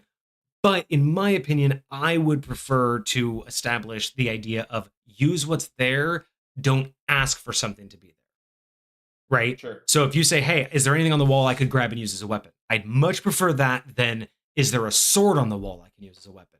Because then it goes to a, no, but there's this.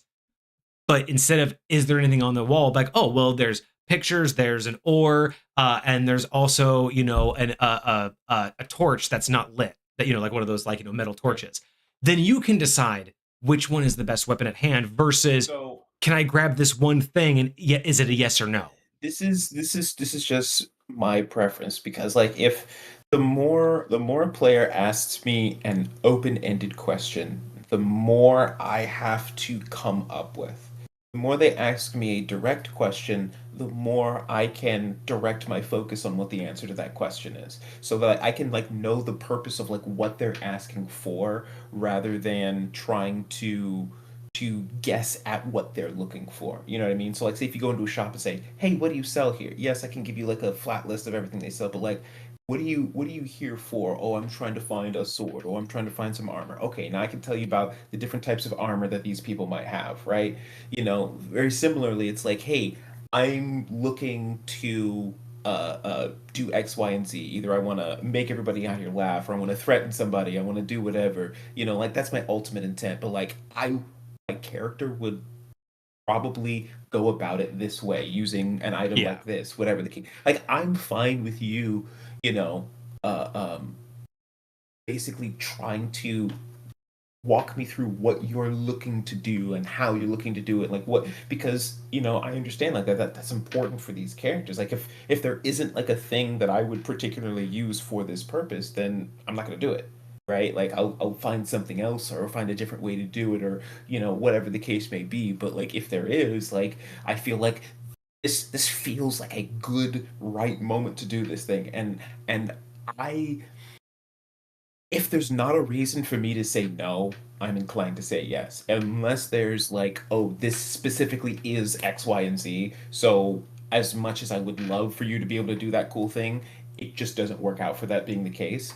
I Like mean, you've I said a lot of times that you're a yes and kind of DM anyway, right? Like, you very really much so. allow the players to, like, do that kind of guidance. Whereas for me, you can do everything within the bounds of what's there. And that's just the difference, right? It's not like right or wrong. It's just, for me, I know what's there. So even if you have a very specific thing in mind, I want you to explore what your avenues are, instead of say, well, what I'd like is a rope that's tied to a chandelier so I can cut it and then go up to the second floor.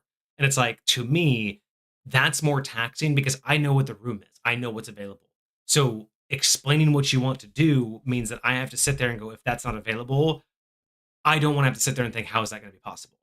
But if you say, well, what's the room? I know there's 2 stories. Where's the what's here? And if I say, hey, there's, the stairs are across the room from you, but right next to you, there is, a banner that goes all the way up. And there are chandeliers, but they seem to be tied from the 2nd floor. So there's no ropes and blah, blah, blah. Right. It would be up to the player to decide, well, I could use the banner. I could try to go do this, or I can go for the stairs, because those are the things available. But the idea of them saying, here's the lineup of what I'm trying to do is harder for me, because while I have everything in, now I have to pause, like, the movie that's going on in my brain, and go, oh, wait a second. Can they do that? Can they use that? Like, it's just a very different approach, right? You find it easier to be direct. I find it easier for them to ask me what's available and then let them work on how to use it, versus can I find what you're looking again, I feel like those are very different skill sets. Like, you are good at responding within the bounds of your world, and I am much better at responding within the desires of my players. If that makes sense. I feel like that's the wrong way to articulate it, but like, to a certain extent, it's like I the difference is I need my players to interact with my world for it to grow in my way. You want your players to equally grow your world, right? Like, my world grows when you interact with it, but in the way that it's going to respond to you. Whereas your world does that, and they help build it. They help create it. They absolutely give you, and like, so whereas I'm constantly painting based off of my players' input, you're handing them a brush and going, hey, get that corner. That's the big difference. It's still your painting, yes, but you're having them choose the color, choose the paintbrush. Whereas for me, it's more of, like that. what Like, am I painting next? Holding the paintbrush. Like, sometimes they can hold it. Most of the time, I'm holding it, and I ask it, and they're telling me what colors they like, and what type of shapes that they like, and what types of, and so, like, I'm making sure that those things, like, exist there. Because, like, for example, whenever I start, like, a newer campaign, or I get new players and they, like, create their backstory and do whatever it is that they're doing, a lot of times they'll talk to me about where they're from, right? So if I don't have a location that fits where they're from already, then I create that location, right? So, like, their hometown is now a new place that never existed before in my world, and it's not necessarily centered around them, but it's there because of them, right? And so, like, I create all the information about it. I tell you what's in it. I tell you, like, what's going, but based off of, like, hey, did you live in a big town? Did you live in a little town? Did you live, in a very, like, bustling city? Is it more of like a farm town? Whatever the case may be, like, whatever it is that you're articulating would be in your backstory. That's what I'm building, but what that looks like and how that exists in this world is very much up to me, because it's got to fit with how it would interact with everything that already exists, right? So they can't be like, oh, I want this town to look exact. Like, how sometimes in, like, big projects or whatever, you'll have different teams building different pieces, and then they'll come together. Like, to be honest, like, that's got to be challenging, because when somebody builds something, like, making sure it separately from somebody else, making sure those pieces fit together well, is so hard when it's not the same person. I'm saying, so that's why I find it so important to be able to be the one that, like, puts those pieces together, right? But that's kind of the role that I find myself in as a DM for the most part. Yeah, and again, just different approaches, and again, just kind of like, even you and me, the way that we deal with our players is the same. It's the same reason why that conversation we were having earlier, the people that play one shots, right? I build out and have my world that people can interact with in a specific way. You have a different one that can react in a specific way. That's just the most comfortable method, is having this locked in linear world that doesn't have a butterfly effect. You know what I mean? You kill the bartender, that's cool. This bar is going to be gone tomorrow. Like, the idea that there's no pressure to be concerned with anything outside of what the players are directly interacting with. you know? Um, I think there's just a comfort in that, and there's an ease when you're just like, hey man, sure you can kill the bartender, but like when you come back to town, like you won't be able to stay here. Like it's super easy. You just don't have to like do this whole extra side quest where they get arrested, or you can. But I feel like one shots make it a lot easier, and I feel like even the way that people play one shots. I mean, yes, people get murder hobo-y because there are no consequences, but it's also I feel like there's a lot Sure. less from the players that detract from it because they're just like, well, we know we have to go do this thing. The whole point is to go kill the BBG or rescue the princess or kill the dragon. So it is just also easier to keep people more focused on, hey, this is the goal. So let's play to the goal instead of play to the character. And that's fine too. But you and me are not like that. We're not to play. We don't, if we're going to play to a goal, we play video games. Yeah. Like for you and me to Yeah. dedicate that Exactly. much time and effort, I'd much rather play a video game to play towards a goal than to dedicate this much time. Because I mean, it could take me an hour to craft a character because I'm into it. I don't just go, oh, that power, that power, that power, that power, that power, done.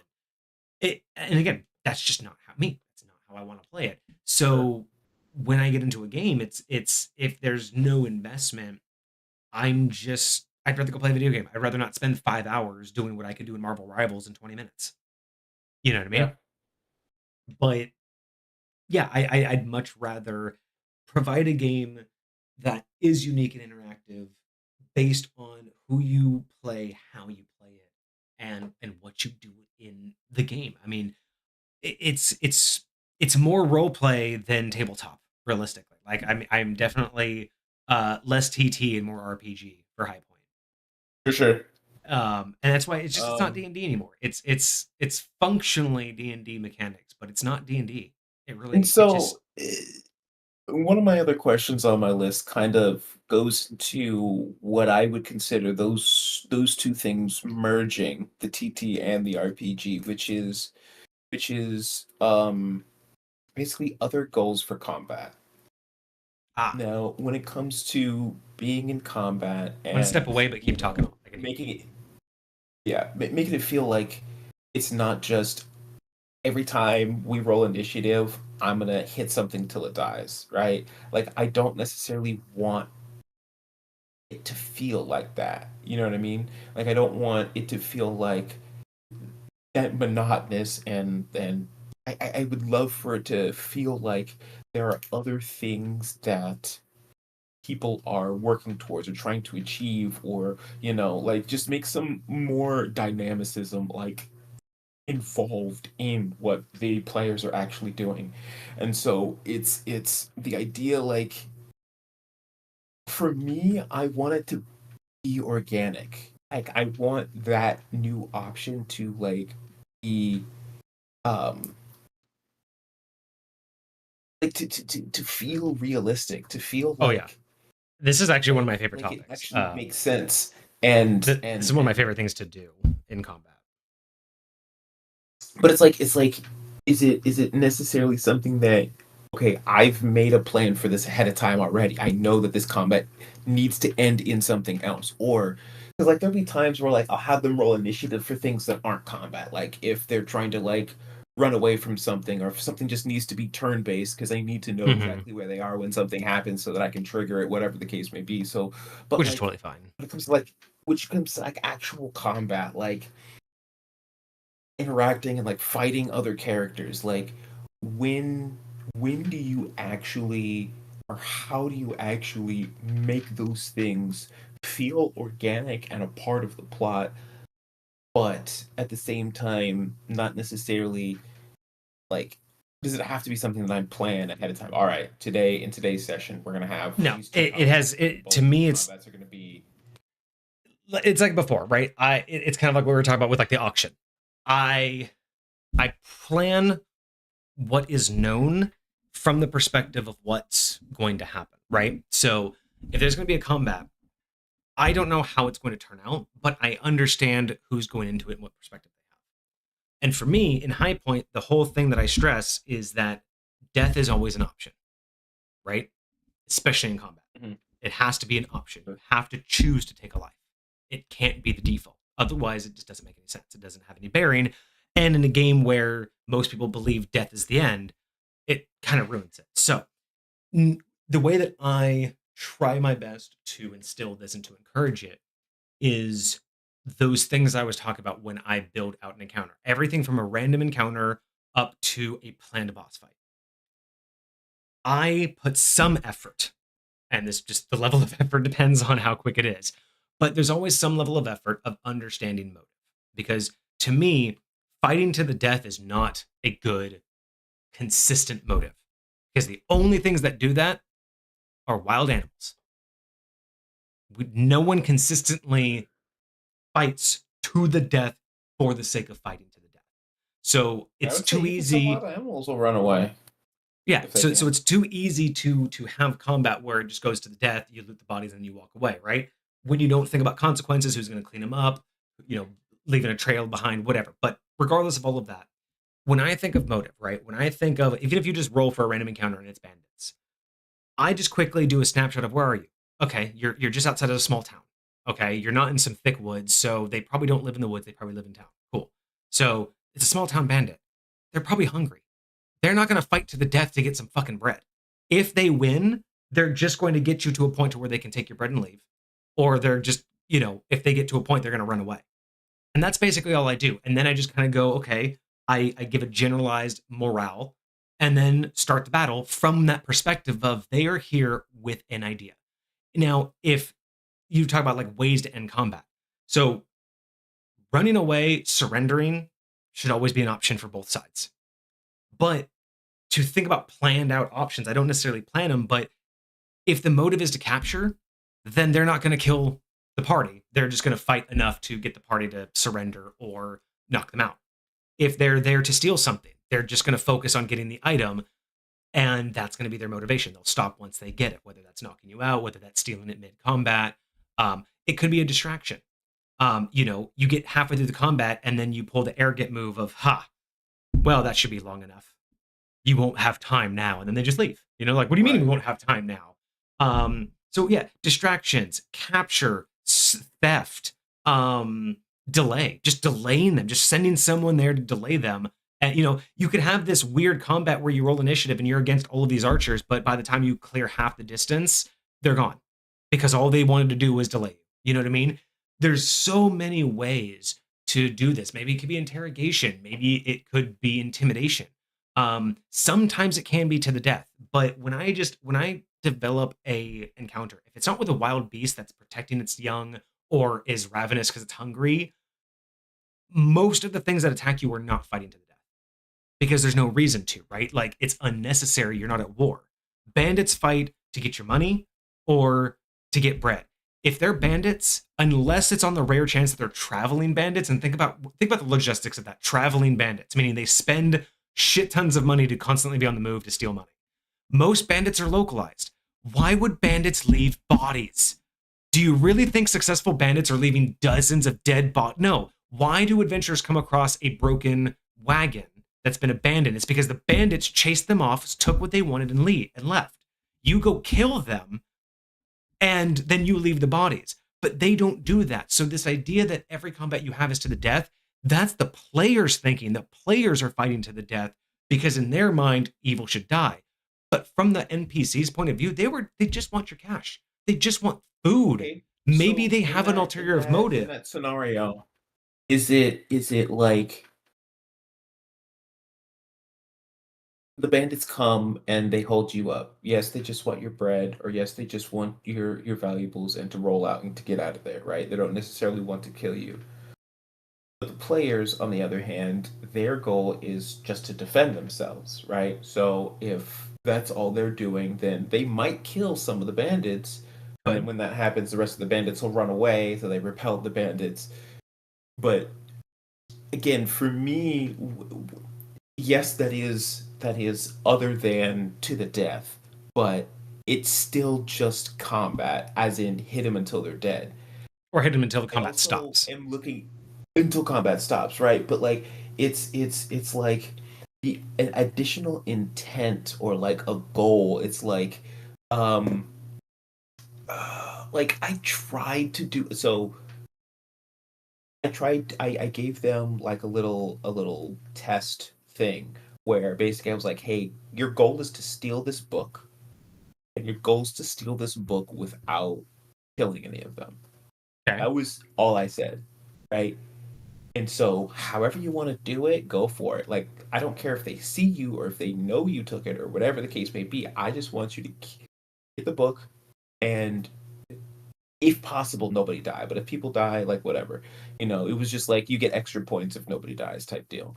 So, like, that was the closest I got to giving, like, a fully ulterior motive for an encounter. But that was like the whole encounter. And so like if they ever even got into combat, like if they had a rogue with them, they could have just been like stupid sneaky, well, and that's the thing is like the difference like, between an encounter and combat. Encounters can be anything. I mean, encounter is just any dialogue that you have that has some sort of end goal or some situation, whether it's basically obtaining or dropping off, right? Like, the thing about like when it goes into combat, there's a lot of different ways to end it, but I mean, combat is just that, fight until it's over, whether that's to death, someone runs away, or they acquiesce. I mean, you could do other things like, hey, if you wanted to, like, let's say you wanted them to prove themselves, right? They're up against this knight, and the knight won't let them pass until they prove themselves. He goes, if you can hit me 3 times, I'll let you pass. Roll initiative. There you go. There's your combat with no death. It's funny. Hit me 3 times. That's exactly what I did at the end of that encounter I was just talking about. That's a way to do it. And blocked their escape. What about pass a line? Here's 5 enemies. You just have to get past this, and the fight's over. But like, okay, what's the scenario in which that occurs? Like, so unless it's like a test scenario, but like if it was IRL, like let's say it's like a tribe, and you know that whoever holds the staff they have to listen to, so you want to grab the staff. So remember in Baldur's Gate 3 when you could either fight or crash the ship? At the very end of the very first segment, you were in the ship, and you were fighting the demon and the thing, and the whole point was to get to the control panel, but you could stay and fight if you wanted. Oh, yeah. So something like that, where you could put something there that's the MacGuffin, and say when you get to that, you succeeded, but there's a fight in the middle, so you can push through the fight, or you can run past the fight. You can sneak around the fight, but the idea is that ends it. So combat can always be a distraction to another goal. You could have fight on a bridge and say, if you can go cut the bridge, fight's over. You know what I mean? Or if you are, let's say, again, you have to protect a wizard who has to have a 10-minute, who has to have the spell go off. So you have to defend the wizard. You don't have to kill nobody. You just have to stop them long enough to not hurt the wizard. Stuff like that I like. But see, that's what I mean when I say, do you need to have this stuff prepared ahead of time? Because if I'm going to have, like, you guys protecting the wizard, like, I'm going to need to know ahead of time what kind of spell is going to take so long that you need to protect this wizard. Like, what kind of, like... Well, that would be in the story. Like, for me, that would already have been in the storyline. Exactly like what you're building up to. But for me, like the combat, like thinking, like, I will know like what the spell is, why it's important. Maybe it's a dimensional door kind of thing where he's gonna, open this door to something, and you have to wait for him to do it, and then I'll run in there, right? So you both have to live through this combat, but you're mainly that's also in Baldur's Gate when you have to protect the druid going in and getting that kid. Okay. So it's like you could do a lot of situations like that where the combat is the distraction to the goal, and it's just an obstacle, not the goal. And that's how you make combat. Like, you can make counters anything, right? And counters can just be anything. But to make combat more than just to the death, you just have to make combat not the goal. It's just the obstacle. Something else has to be done, whether it's a time frame, whether it's grabbing something, getting somewhere, letting someone run away. I mean, you can just have that an NPC who has to get so far away before. When I was asking you earlier, do you just have like a list of these things? Like, hey, here are all the other options. Like, because it depends on the situation. Like, in terms of like, there's always options that, again, I will try to think of just so I'm prepared for them. But for the most part, it's always open-ended for the players to figure out. Like, I will give them a clear goal. I will give them some vague directions, but it's up to them to decide if those are the directions they want to take or if there's a different direction, right? So that's where it is for me, is like, in those moments, if I know that there's a wizard that needs to cast this door, and I know that there's an army outside and they know that the army is coming in, I'm not going to sit there and go, okay, well, I know how long the spell's going to take, and I know what the strength is of the army and what their goal is, but I'm not going to sit there and specifically detail out anything more because the army doesn't know what they're going to run into, right? I try to approach it, again, I want to play the game. So I do my best to segregate out my meta knowledge. I don't know the best tactics that this army is going to use because from their point of view, they haven't gotten in the room yet. They don't know where the wizard's standing. They don't know how long this spell is going to take. They don't even know that the party's there to stop them. So they might be arrogant, not holding their weapons up, holding their weapons generally, banging on the door. Then all of a sudden it opens up, initiative starts, and they're caught off surprise because there you are to fight them. And they thought they were just going to walk up in here and stop the wizard. That to me is more interesting than me being like, okay, they're going to come in. These guys are going to fight first. This is going to happen. And then they're going to try to go for the wizard. So you guys are going to have to stop them by these means. No, it's he needs to do his thing. They want to stop him and you're in the way. But that's everyone's perspective. They don't know what you're going to do. And I don't know what they're going to do because I want them to respond just like you are. That's I think one of the weirdest things I do. And I say it's weird, but like one of the things I really try hard to do with NPCs and especially in combat is I try to play it the same way the players are. I am playing that NPC from the perspective of that NPC, knowing no more than the players do. I don't try to think about because I hate it when I see DMs or talk about DMs using their NPCs to thwart their players' abilities when that NPC should not know them. If if you have two players who like to have this little combo move and this is a brand new NPC that they've never met, why does that NPC know how to counter it? They shouldn't. You know what I mean? Like that's the kind of stuff I like to play to.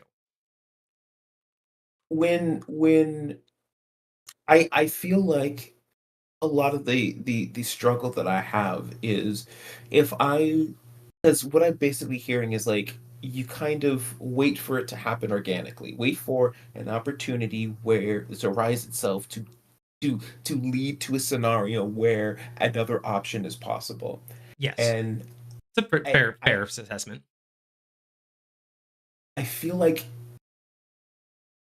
and maybe it's just I don't have good enough eyes to see the possibilities, but I feel like it just doesn't happen often enough. And so I find myself 90 to 95% of the time, combat's just to kill, or at least the combats that they get into are just to kill. And so is it that I would say that maybe try to insert more combats intentionally when I see an opportunity that could, again, like it's, I would suggest a lot of times I'm not.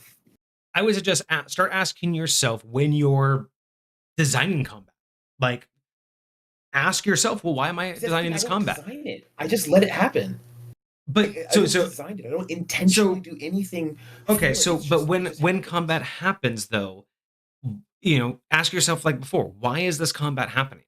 Like that's the simple question: is why is this combat happening? Who started it, and who's responding? Because if you can answer yourself that, if it's town guards responding to the players throwing fireball in the middle of town, right? All you have to ask yourself is, well, who initiated it? It's them.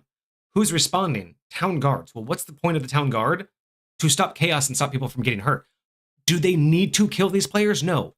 They just need to stop them. Now, granted, you can go one step further. Wait, did the guards see it? No. They're going to respond to the fire, not the players. So combat doesn't have to initially start. Right? Like those are the baby steps to, I guess I would say, to kind of do what I do is I get that, but either in that particular scenario, either like you said, combat's not happening, which then we're not experiencing combat with a different purpose, or combat is happening. In that particular situation, if the players end up fighting back, would the guards fight to the death? So this is great, right? So I would say there's kind of a split here. The easy answer is it really just depends on where they are, right? In the middle of the kingdom, probably. In some just town, probably not, right? These guards are highest pair. But you do something simple, right? You have two guards respond, they starting to get into an argument, they sound the alarm, and then combat begins. They just have to wait for enough reinforcements to tell the players to surrender. So you say arbitrarily, all right, they got 3 rounds and 5 more are going to show up, 2 more rounds, and every guard and every archer is going to have an arrow trained on them. So they have a max 5 rounds I don't want to kill them, so I'm going to play it safe. The guards are just here to buy time. The guards aren't trying to hurt, so they're going to keep distance. Maybe they use their pole arms, and you let the players do what they do. Maybe they fight back, but a couple rounds pass. All of a sudden, 5 more guards show up. You let them decide. Are you going to surrender? No. And then 2 more rounds pass, and then suddenly you guys go make a perception check. You're surrounded by archers. Every single one has an arrow knocked, and you have the general coming out saying, put down your arms. What do you do? Give them the option. Death should always be a choice, both sides. So it's easy to initiate this idea that this combat was never going to be to the death. Those guards, if they get their ass whooped, those guards are more likely to run away or just back off until they're reinforcements. But the goal is the reinforcements. The goal is to shut the situation down, not kill. That has to be on the player's choice. And if the players do, then you escalate. Then you say, well, those guards, all of them are going to attack you. But you have to give them a reason to make the choice, not just say, there's an enemy. It almost feels like having a for me, having an arsenal to choose from is like the most valuable thing here. Because again, every scenario we're bringing to the table, it's like if you don't have a mindset of how this could work out in one of these different multiple ways, then it's probably not going to be something that organically comes about. It's not going to be something that you help come into fruition because it's just not in your mindset. So unless it's like, okay, I got like a list of at least like 5, and like not all, it doesn't have to be an extensive list. At the very least, they're jumping off points, and it's like, okay, let me see, we're about to get into combat, like, and this will probably just be like a habit I may or may not need to get into of anytime I tell my players to roll initiative, I take a gander at this list. I'm like, hey, is there any way that I can turn this combat into a non-death combat, right? Like, Yeah. you can, like just because,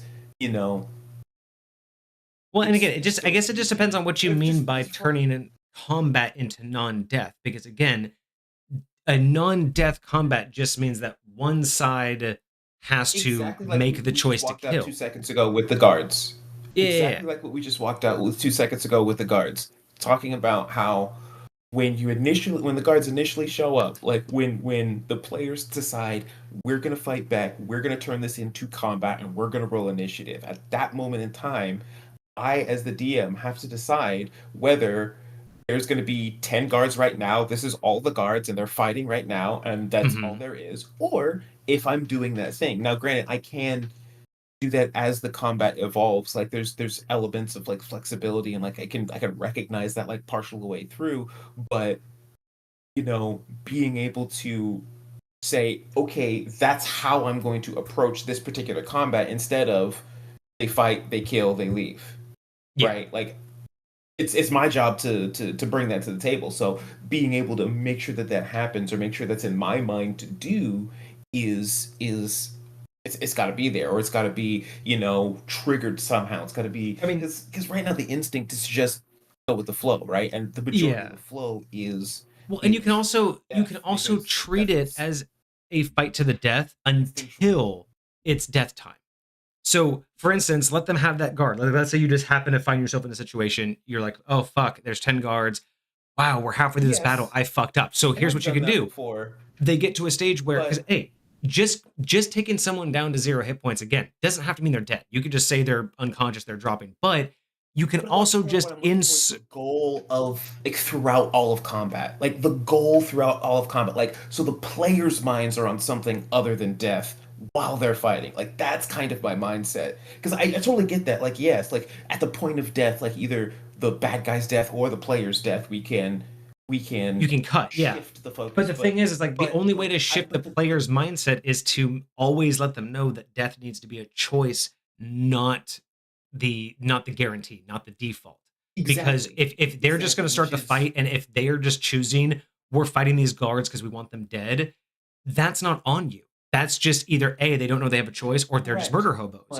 But you can't stop things to the effect of like articulating, hey, this thing's gonna go off in like 2 minutes, and it's your job to stop it. Like that is a seed you planted in that player's mind, saying, yes, there might be some people around here that need to die in the meantime, but my goal is not their death. My goal is this thing going off in 2 minutes. Mm-hmm. Right? Just because people die doesn't mean that's like your intent, your goal. It's like giving them something to like actually focus on while they're in combat, giving them like not necessarily a mechanic to interact with, but like could be a mechanic. It could be like, hey, like in some boss fights, you have to like shoot these crystals over here to make them Mm-hmm. vulnerable, and then you can do damage to the big guy, and then the crystals recharge, and then it's like a whole like that type of stuff, like giving them something to play with as they fight. Like rather than because I feel like a lot of the times they feel like they have to get all of their enjoyment. I think kind of to the point we were talking about earlier that players feel so necessary to feel like they're heroes, to feel like they want their min-max thing because they feel like the only joy that they can find is in what they as a specific player can do. The Mm-hmm. reality can be that there can be so much more fun in interacting with the way things function. And so being able to give them something to interact with in that way rather than uh, um, what's the right word? Just kind of waiting for it to happen, I guess you could say, waiting for it Yeah. to come about afterwards.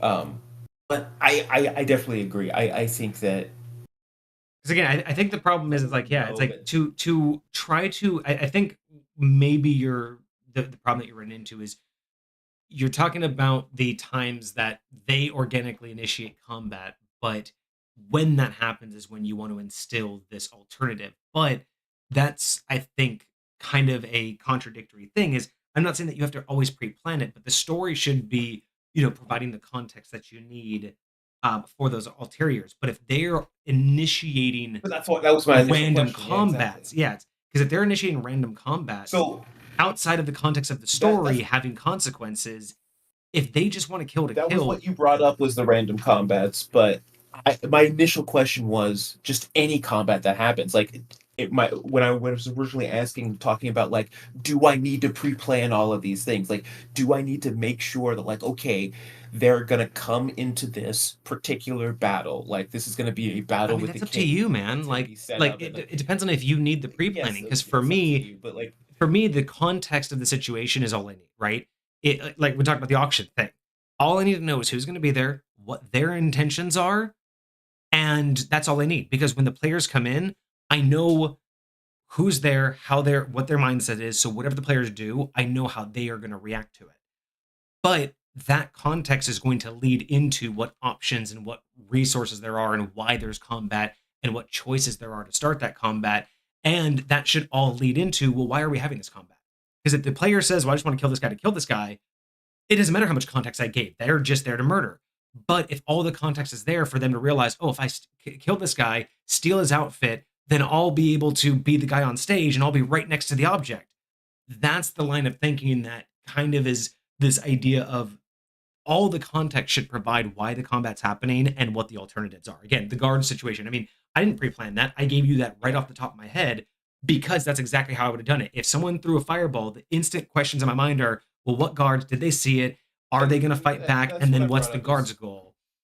I don't it's got a pre-plan lot to that. do It's with just the way context. you think. It's got a lot to do with the way you think and like the types of things that you have in your mind that come to your mind. Because, even when we're doing our reviews, like the types of stuff that comes into your mind, a lot of the times, it's not that it surprises me, but it's always so much different than the things that come into my mind, right? And I feel Which like is great. I potentially love the same is that. true for you is a lot of the stuff that comes into my mind is not necessarily the stuff that would come up in your mind. And so when we're Exactly. talking about this kind of stuff, you're talking about this is the stuff that comes up in your mind. Great. I'm glad that comes up in your mind. And So so, okay. So the best like that my I have thought advice process then. is it's like in the best way for me to get those things to come up in my mind, or at the Okay, I very got it. least things I that know I would like exactly for the things to best come up in my advice. mind is to either have a list that I can look at and be like, okay, now I get some ideas like how I can make this combat into one of those things, or I could do another way. You know what I'm saying? Or Like, so I or I could just agree.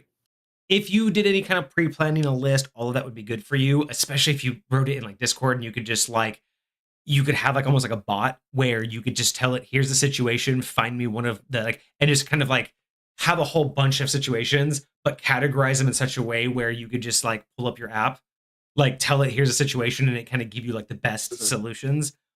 But another way, I guess another way to say this is, because we keep kind of saying the same thing with like the playing as a DM. Another way to do what I do is just truthfully play as if you are playing a character. Like, just kind of have a generic character in mind. So again, when they want to start a fight, immediately, how would you think if you were the player and the DM said they're picking a fight? That could be a kickoff point in the moment of if they want to dynamically randomly start a fight, act like you're the player. Act like the DM is fighting you with an NPC. What would you do? And that may give you the inspiration you're looking for, because again, that's when I say, you know, playing as a DM, that's what I do is I treat my entire realm as if my players are, again, kind of like my DM, right? I have this world that's locked in and they're giving me the feedback that I have to respond to in that moment. So yes, I think differently. I have all of these like layers of things I think about, which has just been evolved over 10 years of developing High Point. But in the end of the day, I'm just playing every NPC as if it was a character just like the players, not a character that I know everything about. Like, only in that moment, I just jump into it and go, they don't know the future. They don't know anything, any context. They're just going to respond real quick. That's kind of what I do, I guess. Like, that's another way to put it. Yeah, no, I appreciate that. In fact, that's generally speaking my main mentality, because I when my players interact with an NPC, I have no idea what that NPC is gonna say ever, right? I have none of it like already. It's genuinely them responding to them in the moment, because it's honestly it feels like an improv class, even though I've never actually been to an improv class. I don't know what it's like, but it just feels like you're just bantering with people based off of this character that is there. And so like I'll do my best to know enough about the character to be able to do that as accurately as possible. And I want that. I want to be able to think like, okay, what is this character like actually feeling in this moment? Like what are they about? You know? Are they really this mad? Are they and I try to think about that also, like because when and this was honestly, I think one of the last questions I actually didn't get to that I was originally talking about, but when it comes to planning is it planning encounters? Oh, where was my thought process? Where were we just at?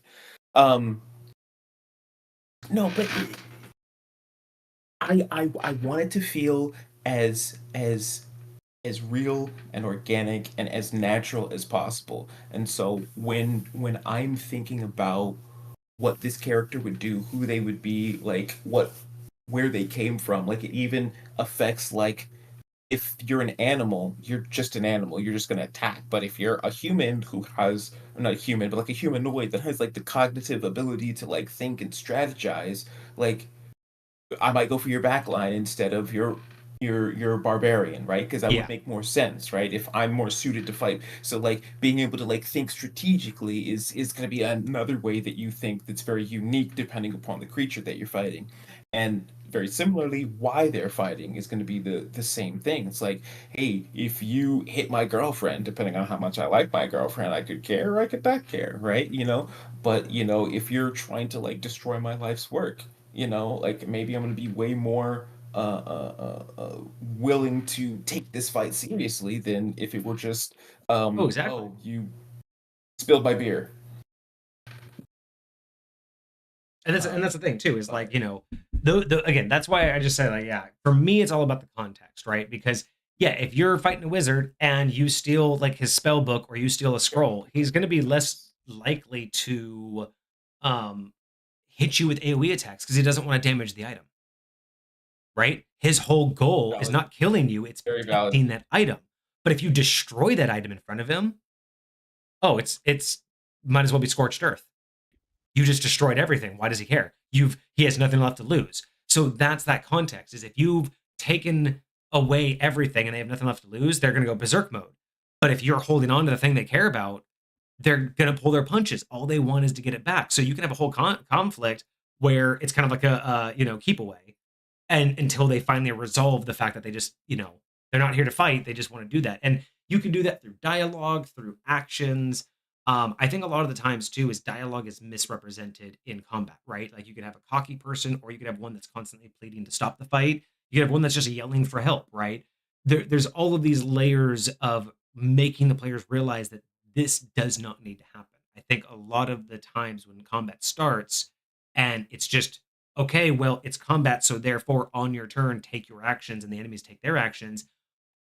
As much as you role play it, the role play is to make it that anime combat scene instead of you are think about the difference between you at a tournament versus you sparring, right? At a tournament, you're kind of locked in and you're thinking about every move and you are really trying to take the win.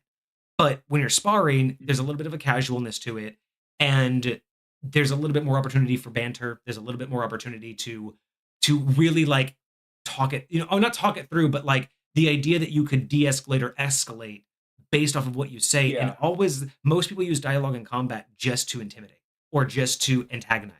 But rarely is it like, why isn't your guard being like, what are you guys doing? Why are you attacking us? Just put down your weapons and we'll talk. Why can't you have someone pleading the whole time? But every DM is just, they're either talking shit or they're threatening. But where is the guard that says just stop? Or where's the person that or the civilians screaming, being like, oh my God, they're here to kill the guards. And now the party realizes they're about to lose face and everyone's going to hate them. A lot of the times the DM, and this is very generalized, but a lot of the times the DM will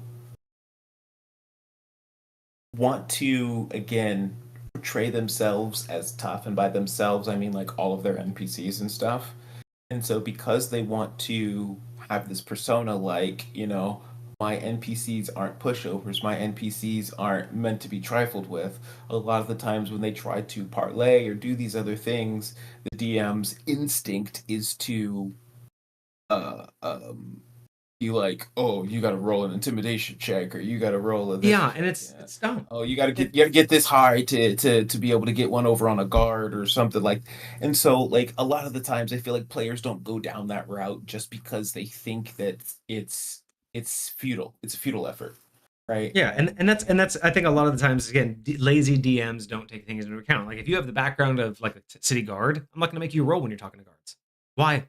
Like you have the advantage already. Like the point of backgrounds and this point of those like proficiencies are to negate the need for a roll. The roll's there when you need to try.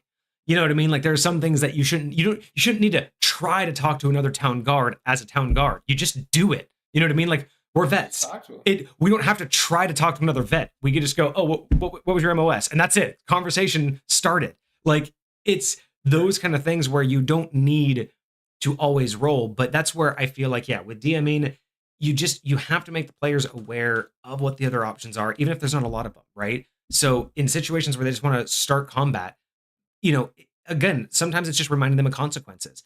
If they want to start combat and some townsperson runs away screaming, you can just have another NPC, make a comment, or you can just make sure that they're aware, like, yeah, they seem to be, or you can just be like, yeah, this one runs off screaming, but you notice at the last second she seems to be heading right in the middle of town. She's probably going to tell everybody about you guys. Like, she got a good look at you. So do you want to keep fighting because she might bring more people? And then you could do that. Why wait for the guards? Why not just have the townsfolk surround them, watch them kill the guards, and now everyone's afraid of them, and so now you can't purchase here. No one wants to talk to you. All your information, all your resources, gone. This town basically wants you out. Hell, if you do it too many times, suddenly cell phones and starts recording you. Yeah, or it comes to the pitchfork situation where you wake up in the town in the inn and you realize the entire town's outside with pitchforks and torches, and they're telling you, like, come out without your weapons and armor and leave town, or we're gonna burn down the inn because we can rebuild it. Like the fact that players need to remember that consequences exist. This game isn't meant for you to just do what you want and move on. And that's something that I feel like I'm good at, but for a different reason. I think that many DMs forget that the game and the world needs to react to the players just as much as the players react to what you throw at them. But too often players get that, oh, I can just do anything because nothing's bad's gonna happen to me as long as I don't die. And it's like, no, I'm bad not things gonna should happen. lie. I really like that idea of a group of people just going on like a murder hobo spree in a town, and they fall asleep at an inn, and they just intimidate people to let them stay there, and they just wake up in the middle of the night surrounded by fire, and the entire Yep. inn that they're in is just on Like, why fire. wouldn't that happen? Why do you think that you could just intimidate them and they wouldn't fuck you up in the middle of your sleep? Like, are you dumb? Like, they just watched you murder all the town. Like, no, granted, if it's a tiny town and they watched you murder the mayor, maybe no one's going to do anything because they're just farmers. But if you're in the middle of a metropolitan city, these people aren't stupid. They can rebuild an inn. They're not going to let you just be these murder hobos, and they're not going to wait for the town guard that you've already fucked up. Like, it's, again, these are the things. Like, actually, I even did that. Actually, long ago, there was a situation where this group was tasked to go do some stuff, and then they did a little bit too much, got a little bit too much attention. But everything was going fine until one of them decided to just outright insult one of the people of the inn that also happened to be part of like the local guild. And like, not just like, oh, accidentally banter insult, like just straight out was like overly cocky, just like, nah, fuck this bitch, I don't care, like she can go to hell. They woke up to basically that. Like, they woke up to basically getting dragged out of bed and arrested because it was like, oh, we know you guys did this and now you want to insult us. Oh, well, we know who to call. And you know, it's one of those situations. Did they know who they were talking to? No, they didn't. But they chose to have that interaction. And instead of having combat, the person was just like, cool, I know who to go talk to. I'll make a phone call. I know where you sleep tonight. And that was it. It was just phone call made. And like, again, those are the things where, you know, to really get them to off the mindset of just kill. I mean, if they're going to start the combat, make sure, like, even just ask them, like, why are you guys starting this combat? Like, ask them, what is the goal? Because sometimes it's just that. Sometimes even just a meta question, you know, because you said, how do you make these situations when it's a random encounter? Sometimes you just have to go be like, guys, totally understand. Before we roll initiative, can I understand what is the, like, what are your players thinking? Like, what's your character thinking? Like, how is this going to solve your problem? Because if they go this X, Y, and Z, then that gives you context to be like, oh, so you don't have to kill them. You just want this to be accomplished. Okay, now I can use that. But if they do just be like, I don't care, I don't know, he's in our way. I don't want to talk to him anymore. I want to kill him. You know, that's time for you as a DM to be like, is that the game you guys really want to play? Because if you want to just play Murder Hobo, I can just throw shit at you every single day. You can just come in every day and we won't even bother with the story. But if you guys have a reason for this combat, then let me know. But you know what I mean? Like, it's sometimes you do have to play that people game. You have to play the meta game as a DM of you're a people person. You are controlling this, and sometimes you just have to be flat out and be like, why? Like, I'm not saying you guys can't, but not that it's out of character. It's just, what does this benefit you? And if all you want to do is murder, then that's cool. Let me get the consequences out. Yeah. But if you have a reason and a goal, then I can work with it, right? Because the biggest reason why one of my prerequisites for all my players is for them to have their character to have a reason for adventuring. Like, you have to have a reason to be out here doing whatever you're doing, because otherwise you're just gonna do stuff just to do stuff. You know what I mean? And, I like that. And if you're not like actively working towards your goal, like how is you fighting this person going to help get you closer to that thing that you is really important to you? You know what's funny about that? Thing that you're about to do actually going to help prevent you from getting that thing that you want, right? So like, the funny thing about that is that's basically part of what alignment was used for, and everybody is just like, no, alignment's so limited. I'm like, no, alignment was there to help you progress. It was that guiding way of how are you going to solve problems, because it doesn't make sense that you're a murder hobo if you're a lawful good cleric. Where's your murder hoboing? You know, and that's just it, right? It's like alignment was one way to do it, but that, well said. It's just like having an understanding of what your character is trying to accomplish overall, and why does this course of action benefit that overall goal. I think that's a great way to do it. But hopefully that gives you some good examples of, like, again, how to pull that context out, because you're right. Sometimes there aren't another alternative. Sometimes it is just a fight to the death. But if more often than not, it's made obvious that death isn't the necessary answer, then you try to push the players into that questioning of like, what's the real goal here? And how do we accomplish it without just spending the next, 30, 45 minutes just in combat? You know what I mean? Right. Because, you can even have just combat of intimidation, right? Like, just have it to a point to where, you just want to get them down to a point to where it's like, okay, like, it's obvious that you guys have lost. Like, be over with it. You intimidated him.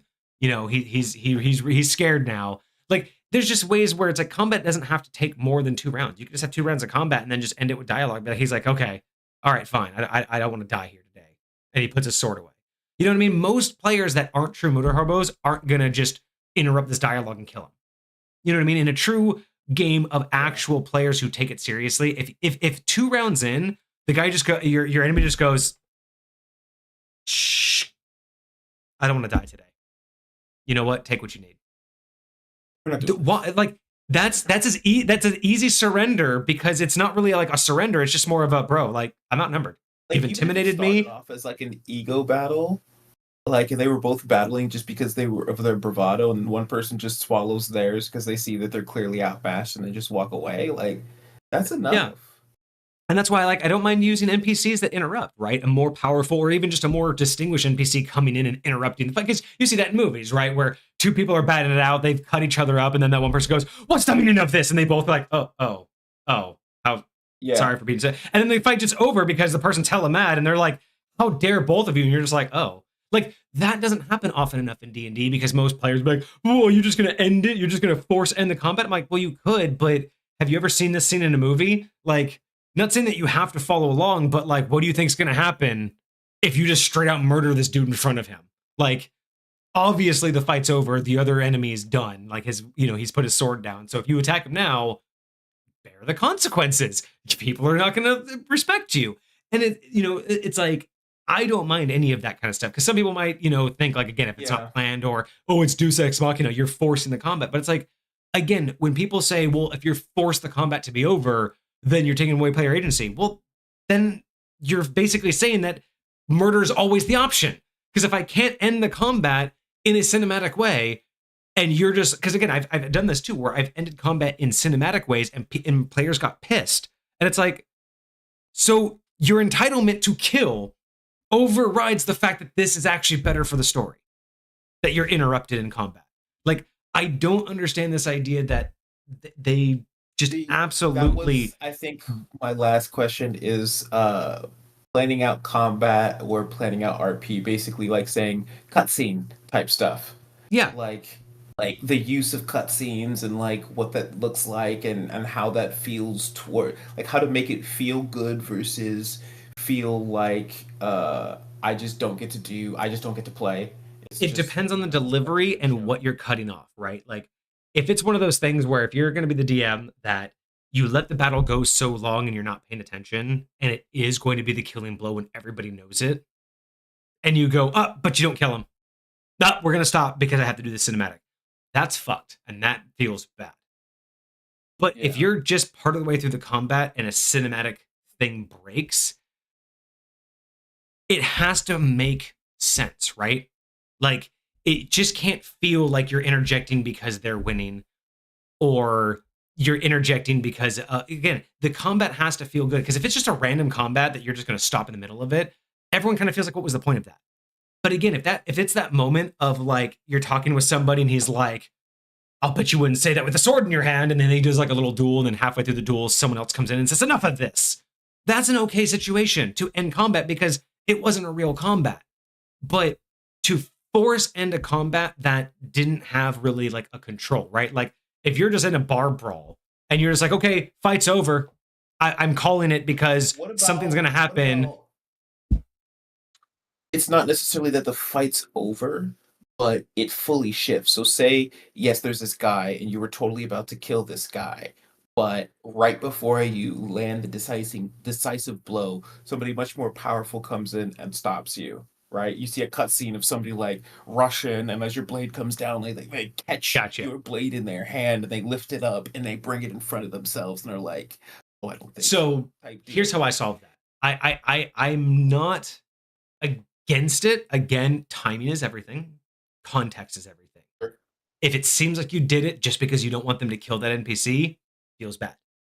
If they were aware that they had a bodyguard, or if there was a reason for it to make sense, right? I prefer two different methods. One, I prefer optional outs, like you're in the middle of a bar fight, you're about to do a decisive blow, but just before you do, you hear the door burst open and there's 10 guards and they're immediately certain to arrest everybody. What do? Do you finish or do you get out?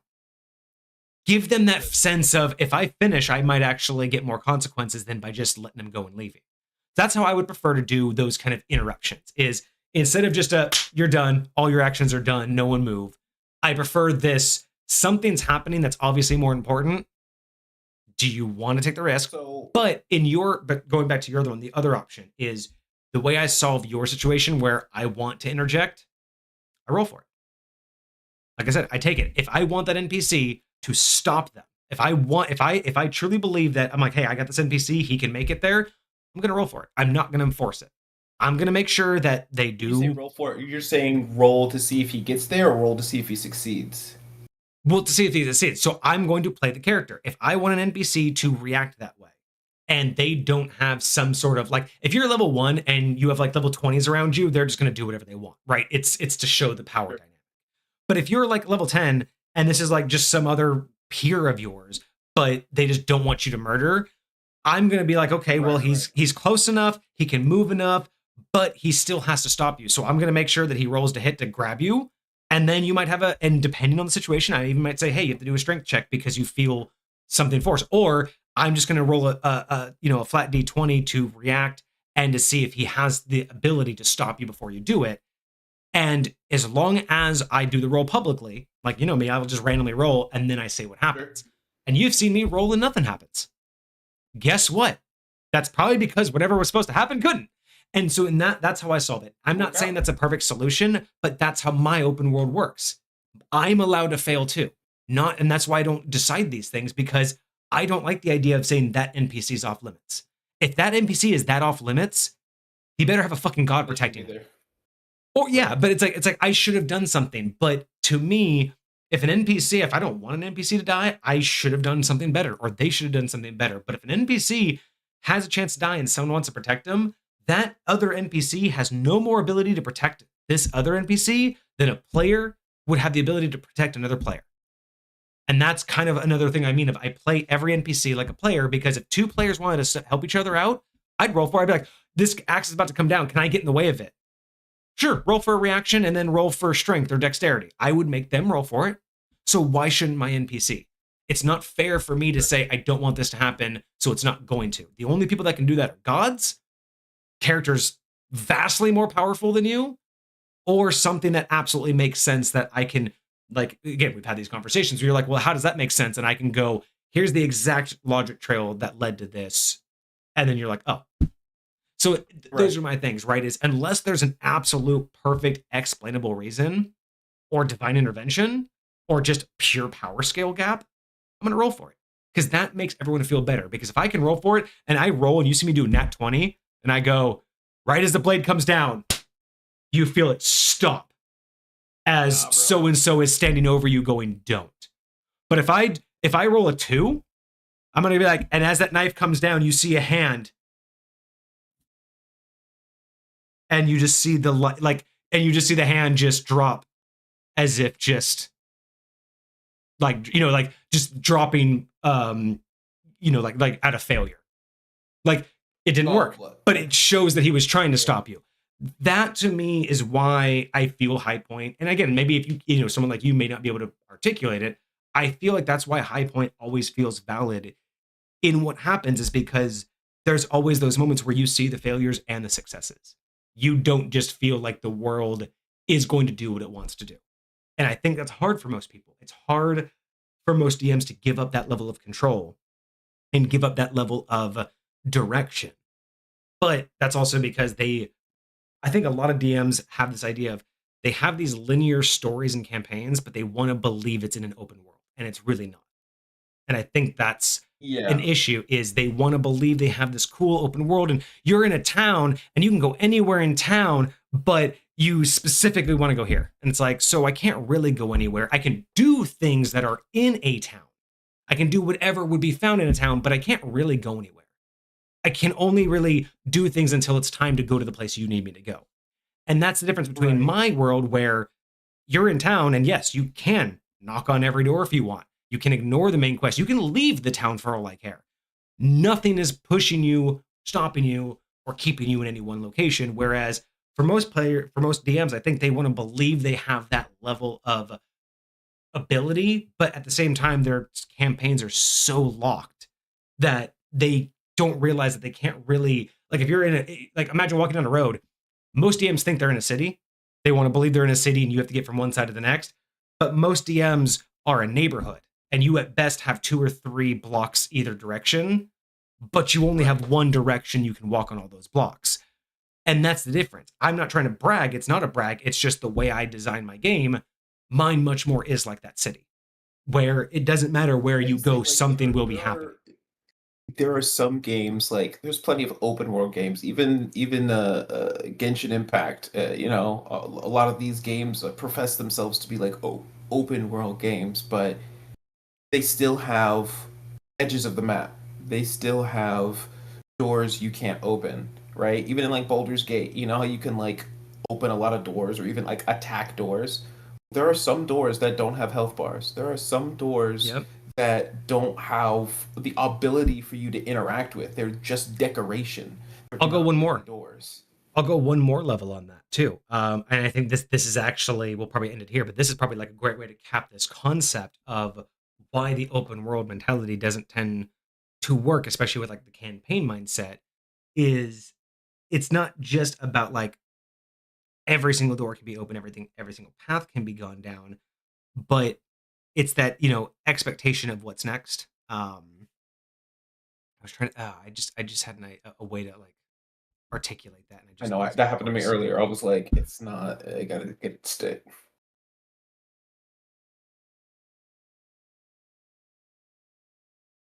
Oh, so you mentioned Genshin Impact.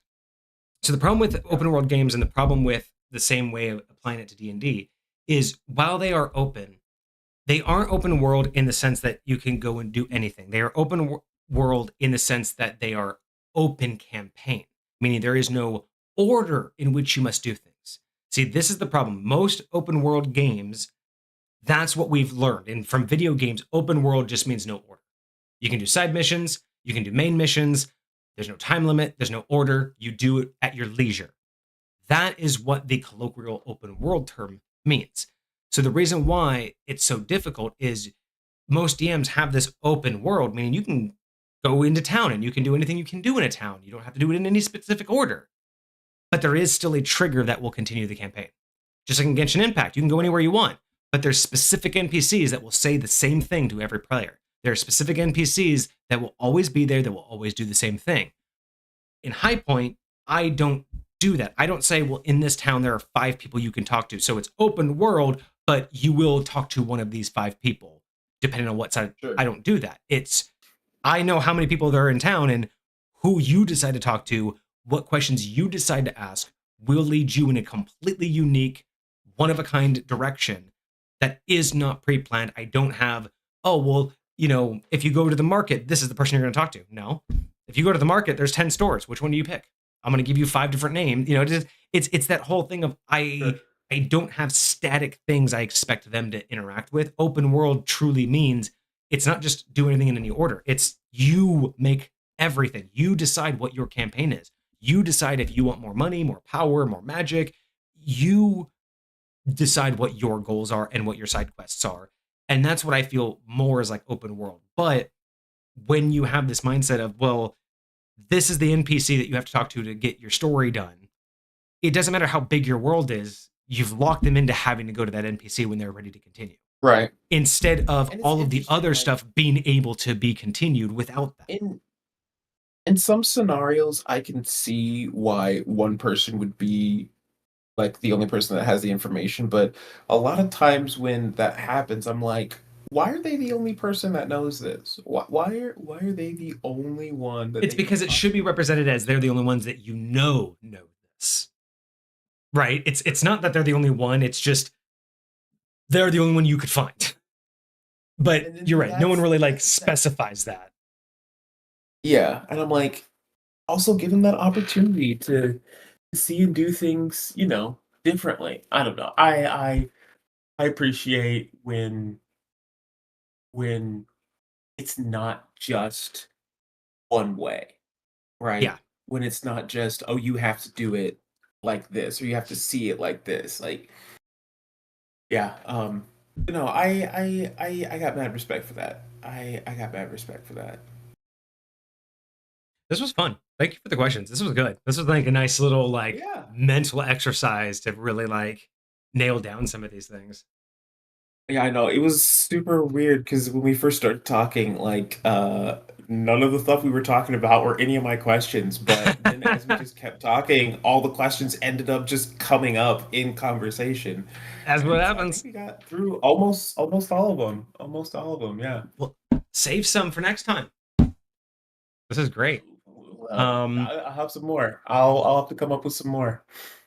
all right, all right. Well, that was pretty good. That was 3 hours, so I think that was enough yapping for Yeah, we tonight. did good. All right, cool. Indeed, What does indeed. everybody have to look forward to on Monday? We have it's a creature. Let me double check. A new It is creature? It's called been a the minute. It's been a long minute. Unbound Speedster. Alloy the Unbound Speedster. It is a Unbound Speedster. humanoid creature. A Okay. humanoid creature, yes. Who's that from? Um, this is from Super Foxer. Ah, okay, Yes. okay. So this is coming after we finished their Lavos series. Oh yes, boss The series. We finally finished that. the boss series. Yep. So now this is I don't know if it has anything to do with the same stuff or if this is like a completely different and separate build that they created, but it seems pretty interesting. So I'm excited. It seems for the most part pretty straightforward. There's not a whole bunch of extra stuff. There's a little bit here and there that we have, but yeah, I think it'll be good. I think it'll be really good. Sweet. All right, all right. And then yeah, we'll let everybody know what next Friday will entail. We don't have a community stream this month, but we do have one being purchased for next month. I think we're That's almost there. right. We're pretty close. Um, so yeah, we'll have Close. that going, and then yeah, we'll be back on Monday for our regularly scheduled review. So yeah, I hope you guys have Yes, a great indeed. week. I hope you have a fantastic weekend ahead of you. I know it's a 3-day weekend for some people, so I hope you all Yeah. enjoy that. But yeah, we'll be back on Monday, and yeah, I don't think we have any other no other updates. So anyway, guys, thanks for joining us tonight, and yeah, we'll see you guys on Monday. Cheers. Deuces, my friends.